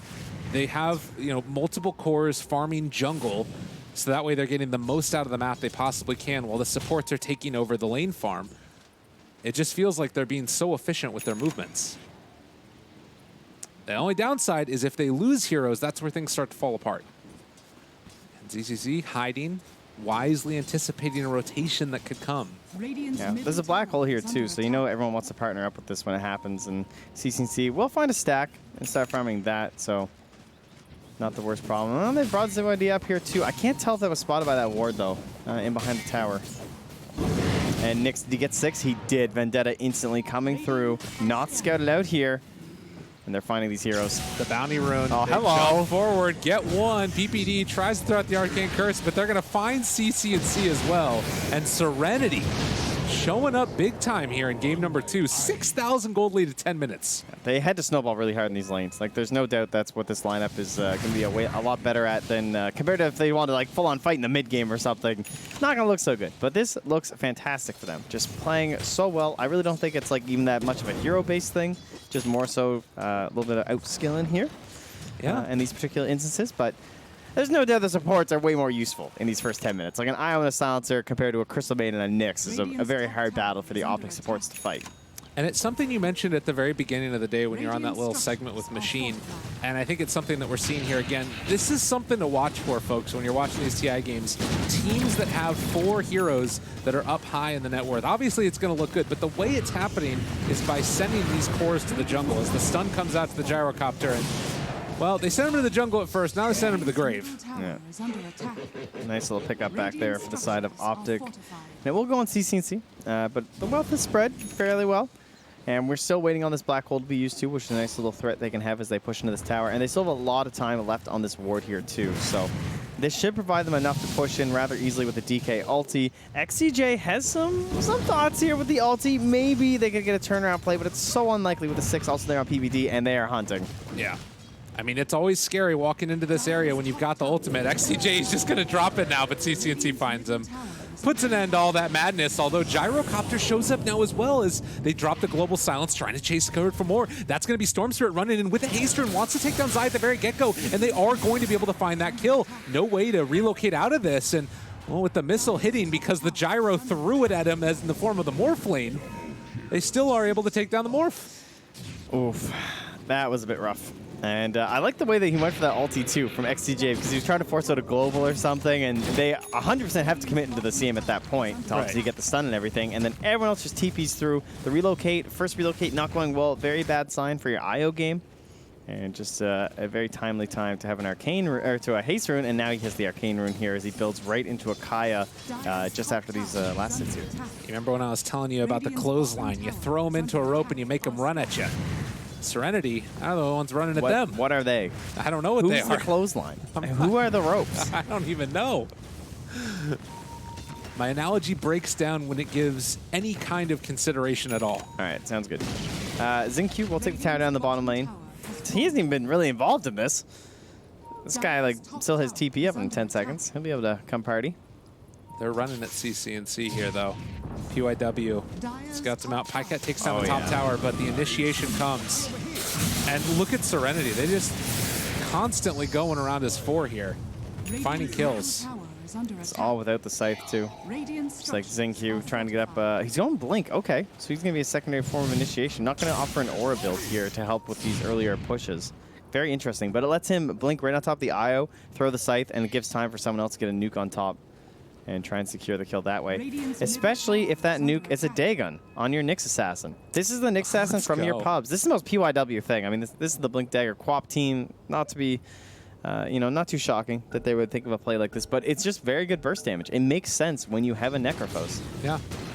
Well, and on top of that, too, like the Storm Spirit, if you have the Blink on top of either A, the target Storm's going on, or B, the target Nyx is going on, it's pretty much them just out of the fight. Yep. And have we seen a black hole this game? No. It just hasn't happened. And there goes mid, no deny. 13 minutes in, an 8,000 gold lead. Serenity completely dominant, and guess what? They found themselves another. PPD wants to make something happen. Oh, that's a Nyx pause. Okay. Take some time to think about what's going to happen here. How can I get saved? A little bit of Kale.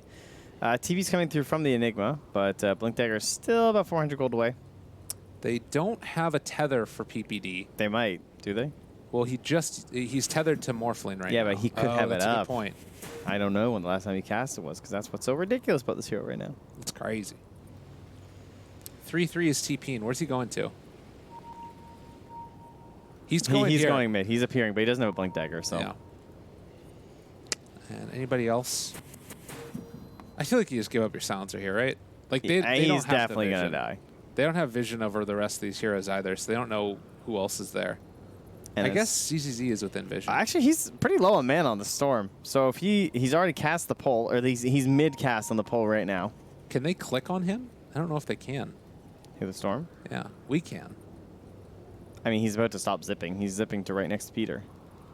That's true. He's in the middle of the pull animation. Yeah. So which means he shouldn't get off the global. Right. Yeah, especially because How exciting. PPD is casting Arcane Curse right now, so it'll take a little while. And he's also affected by the Crystal Nova slow. Wow, I see Pycat is not reading the tooltips, guys. How do you He's know not that? listening to the tips, because it says, remember to always carry a TP scroll. Oh, no. And he's not. He's got an IO. Is that a good enough excuse? I don't think so. What if your IO dies? Then what? Io gives him the TP scroll in the Io's back pocket. Yeah, that's fair, exactly. Then who's... Oh, and Zing Q also not reading the tips. My goodness. That's actually pretty important that he doesn't have a Blink Dagger. You mean a TP scroll? Because Yeah. he has a blink dagger. It's pretty important. That I can confirm. It's pretty important he has a Blink Dagger, too. It's good to know. Sorry, I should always be polite. Oh, no. Oh, wow. The question marks and then the tip. All I right, like let's see. that. That's great. All right, he's done. See you later. Oh, they're going in on the CM, XCJ? Oh, no. He's walking. He's getting out of there. Oh, there is a UIW. sentry here. They find Zai, though, and not quite going to get into range to take him down as of yet. XCJ, they take him down with the Crystal Nova. That was a pretty sick stun from Pycat, though. Get like so much pushback there by going all the way strength. Fusion. Yeah. Wasn't enough to save him, though. 9K lead now, 14.5 minutes in. All three cores just way up on the charts right now for Team Serenity. Radiant's top tower is under attack. And CCNC, he's just gone also. They get vision of him. He does have a TP scroll. He doesn't have a Blink Dagger, though. And they're going to be able to throw out that rocket and find a kill. Oh, man. Oof. Serenity, they got the ball rolling. This is what we expected. Well, we didn't anticipate that they were going to get the ball rolling this hard, but this is the way Hey, I they were said going that's how to they're win. going to win. That's This right. is how they True. would win. Didn't expect it. That's true. It's the wrong term. We don't want to be like Kyle here. No, he knows everything. I love that guy. 3 to 14. First couple digits of pi, and it's easy as pi for Serenity. There. Pycat and Optic are trying to make something happen up here towards the top.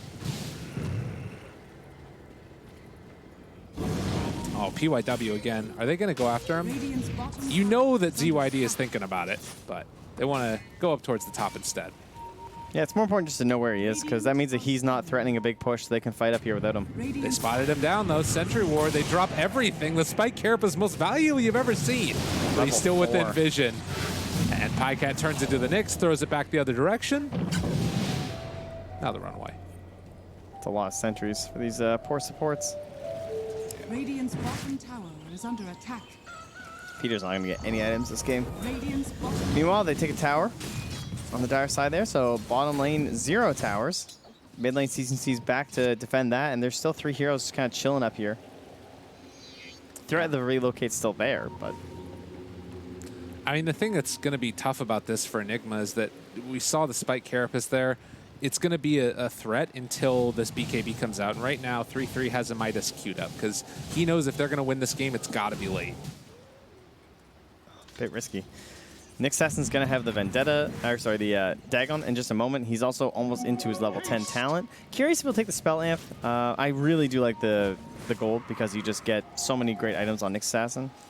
Yeah. But yeah, he goes for the gold either way. I mean, you could argue that with the Dagon build that it's at least possible he goes that way, but it's also only 6%, which doesn't feel that incredible. It's like, And yeah, I'll just buy something with that. This is going to be an interesting moment, too, because I feel like you don't anticipate this type of a build on a Nyx Assassin, and he hasn't shown it, really. All he has is that Null Talisman. Yeah. So I think that this is going to catch them off guard most likely. All right, well, this time CCNC's up here, gets the initiation. Nice play there onto the Necrophos. He does have the Ghost Shroud, though. Pops it immediately, walking away. They have the Black Hole available if they XCJ. want to use it. They're able to catch him. XCJ from the low ground. Can they take him down? The Spike Carapace onto all of them. They do manage to break it, but the Big Impale comes through as well. And the Gyrocopter gets his BKB delivered, but doesn't matter. They're not able to get in there. The big jump from call ZYG. down. They're going crazy. Chasing them all down. Can they kill them off, though? There's going to be the kill onto the IO. CCNC left in no man's lane. So too is 3-3 as CCNC chased, but the blink away and the escape. Good Lord. Whew, what a comeback into that engagement. Things started to look good. Optic started to get, maybe a little bit of a comeback into this game. And then suddenly it's a 5-man call down, looked like coming in there. PYW gets the Dagon delivered just in time to help blow up the IO as well. God, ZYD ends up with 15 HP as he TPs back home. Never concerned. Jeez, these guys are crazy.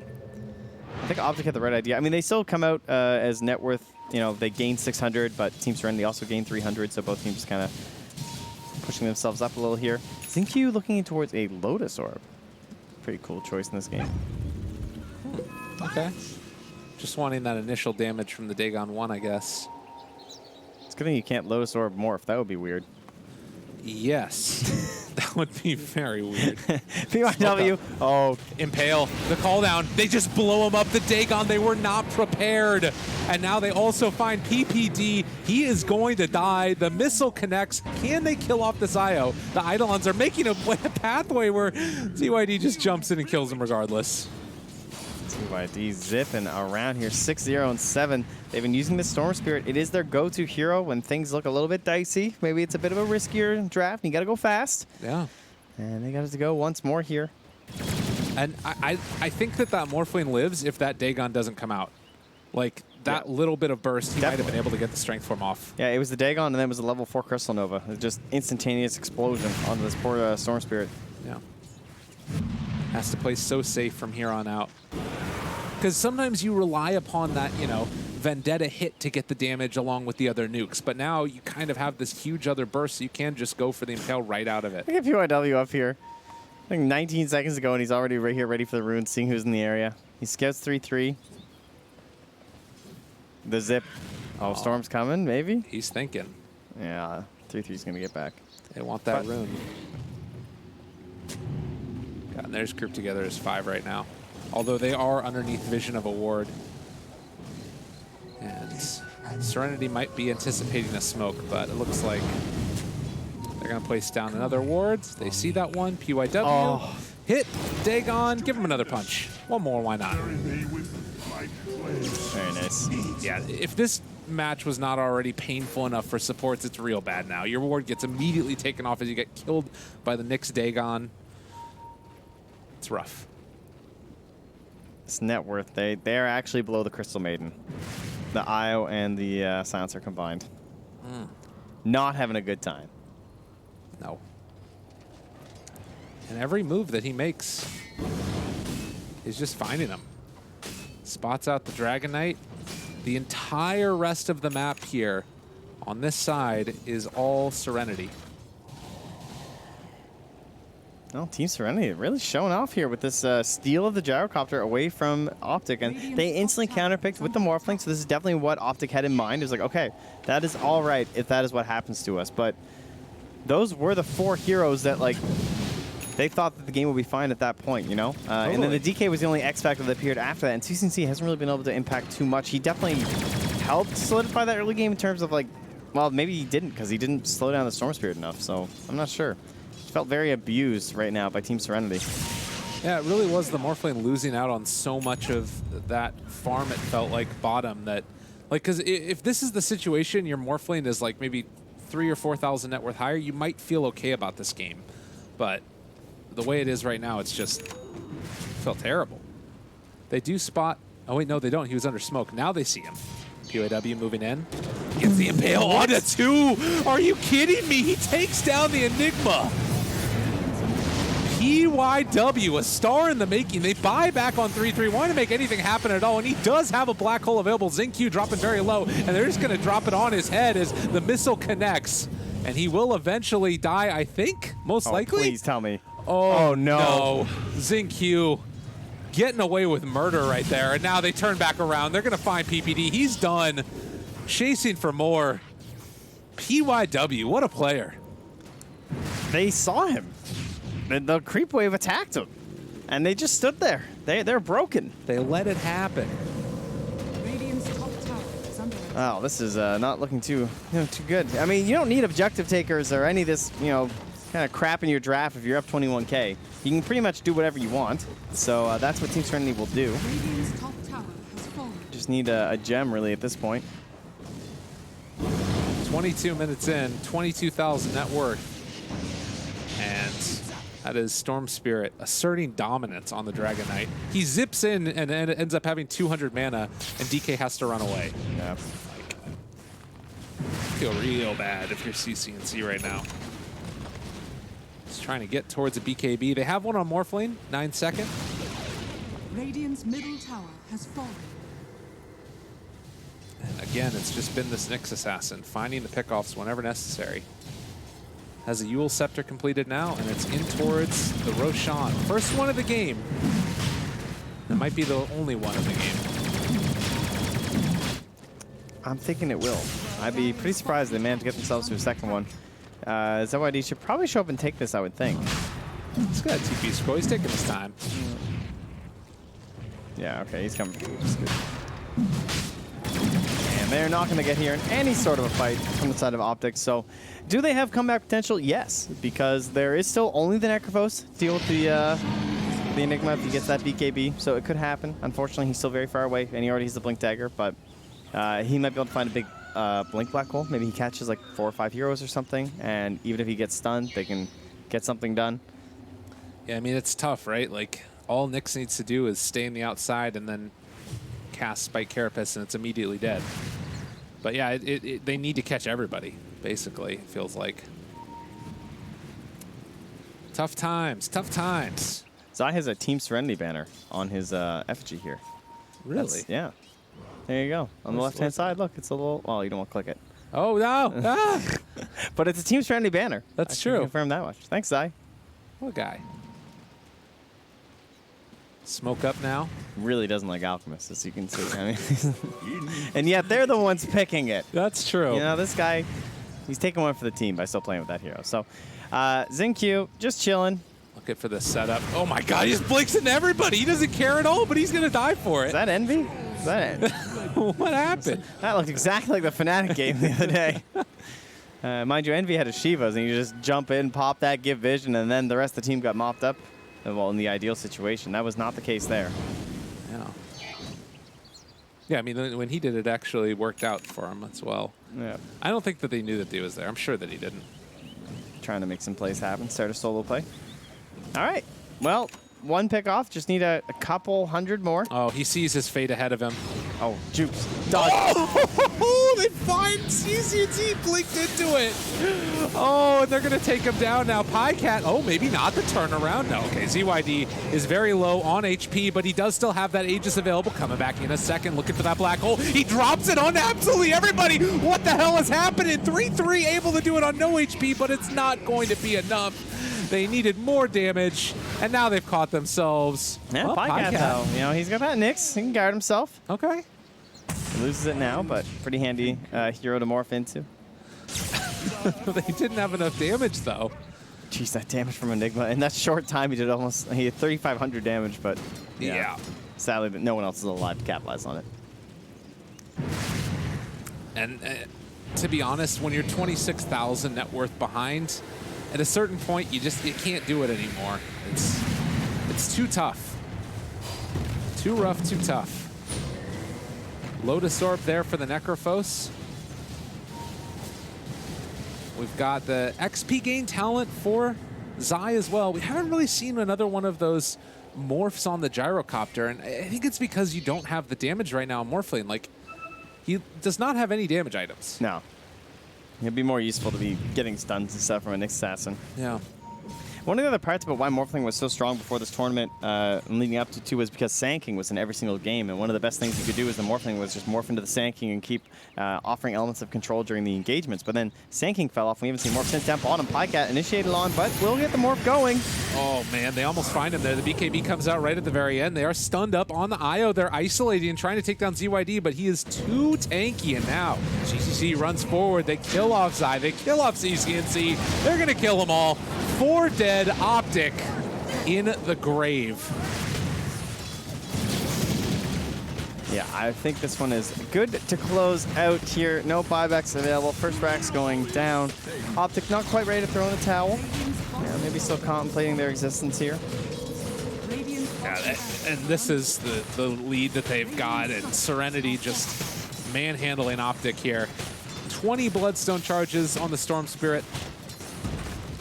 Still going for a BKB next, just to dot those I's and cross those T's. And gonna be content with just one lane of barracks as everybody is respawning. It's interesting how they just like stole this gyrocopter, but this gyro could have been virtually any hero. The gyro was probably the least impactful hero in this entire game for Team Serenity, right? Because he was just any hero that could sit in a lane versus an Enigma. And maybe it was, in this case, very good because like it's hard to harass Eidolons because he was given a certain level by his supports that he could take care of them. But even still, he didn't have to do much. Like it was much more important of moving into these other 2 lanes, especially up against the Morphling and the IO. This Nyx Assassin Necrophos just did so much work. Totally. The Nyx is really the one. And it's a hero that they've been first phase picking. Yep. And they were able to get it in the second phase. So maybe it's something where you need to start banning this guy out earlier. Yeah, I think it was first phase banned game 1. Or maybe, at least it has been a couple times for them. I think that was in their matchup against, God, who did they play the other day? It was one of the other Chinese teams. I think it was Vici. Yeah, probably. But yeah. Yeah, I was left in the pool last game. They just didn't opt for it. I had the ET instead. Complete and total destruction. And again, it... Oh, that's an interesting take. Trying to Shadow Blade. All right. Seen this a couple times in these desperation scenarios with these kind of heroes, right? You have a certain job. Like, he has to find 5 heroes. They're never going to expect it. Yeah. You just anticipate that, BK. It only works once, but they need it to work at least once. Yeah. And I guess, as far as targets to go on, am I wrong? Then he can also Orchid him, though. So as long as Storm Spirit isn't there, he can always zip in and find the Orchid. It's a pretty tough situation. Yeah. He has to get them all, virtually. I mean, Gyro's the only one who can theoretically be outside, and Gyro might just kill him. Yeah, that's true, too. Not the tankiest of heroes, although they are grouped up here. They're walking up onto the high ground. The pings come out. There is a dire sentry ward that's there as well. The position, also a dire sentry ward right here. If they move forward at all, they spot him out. There's going to be the stun right at the start, looking for their opening. Pycat caught, dealing a good bit of damage there to Zing Q. BYW able to take down PPD right at the start of that one. No buyback for him, and now the Morphling trying to go to work with those right clicks, but he is left all alone. Serenity have the answer as this Morphling will eventually fall. GG call. Serenity now. As they take down Optic game 2, they can relax, knowing that they managed to pull off another 1-1 here. And an excellent snowball game there. And we've said it enough, but major credit down to that bottom lane on the Necros and Nyx Assassin. Set the entire pace for this game. And those investigations into that Radiant jungle, they came up with results. And they got kills. Really impressive showing. I think that Nyx Assassin definitely going to be the main highlight that we saw in that game. I mean, Storm Spirit, he's got the stat right there, you know, 10, 0, 16. But it's also the work that the Nyx Assassin did that set him up for it. 21 assists on this guy. Yeah, and I think just Optic probably going to be looking at their support through and be like, okay, well, the IO, you know, it's a crazy hero and everything, but they didn't really have the right heroes to make it work. Maybe the Gyrocopter versus the Enigma, they kind of underestimated. It just made 3-3 unable to really get things going because you want this, like, 4 heroes that can play together with a Morphling usually. But then now you have this Io and this Morphling, so now it has to be like almost 3 heroes, and the relocate threat isn't that scary. Io Gyrocopter, when you relocate in at level 6, it's terrifying. Totally. You drop a call down, it's tons of AoE damage. That same threat wasn't there from the Io and the Morphling, and we saw them relocate in, and they both just died. Right. Well, and usually, you know, it's Silencer that's the one that doesn't really want to be like in the thick of things. He's not an initiator. Yeah. Right. So you're sort of depending upon CCNT to have himself a good time and then eventually get into that initiation item, which they tried to do with the Blink Dagger, but just didn't pull it all together. Another 1-1. Kind of crazy stuff here. And I think that means that both of them are still towards the bottom of the group, but they're not like completely out of it. It's going to get real ruthless over the next couple of days. I feel like we're going to have some tiebreakers potentially. Yep. Well, anything else before we close this one out here? No, all looks good. We'll be back later on today for series number 5. And you can stick around for some more series on this stream. All right, because they just go all day. They just keep going. Games. It's like the Energizer Bunny. Wow. That's Beautiful a callback. stuff. Thank you. All right, everybody. We'll see you guys later on today, but continue enjoying TI group stages, continuing right after this.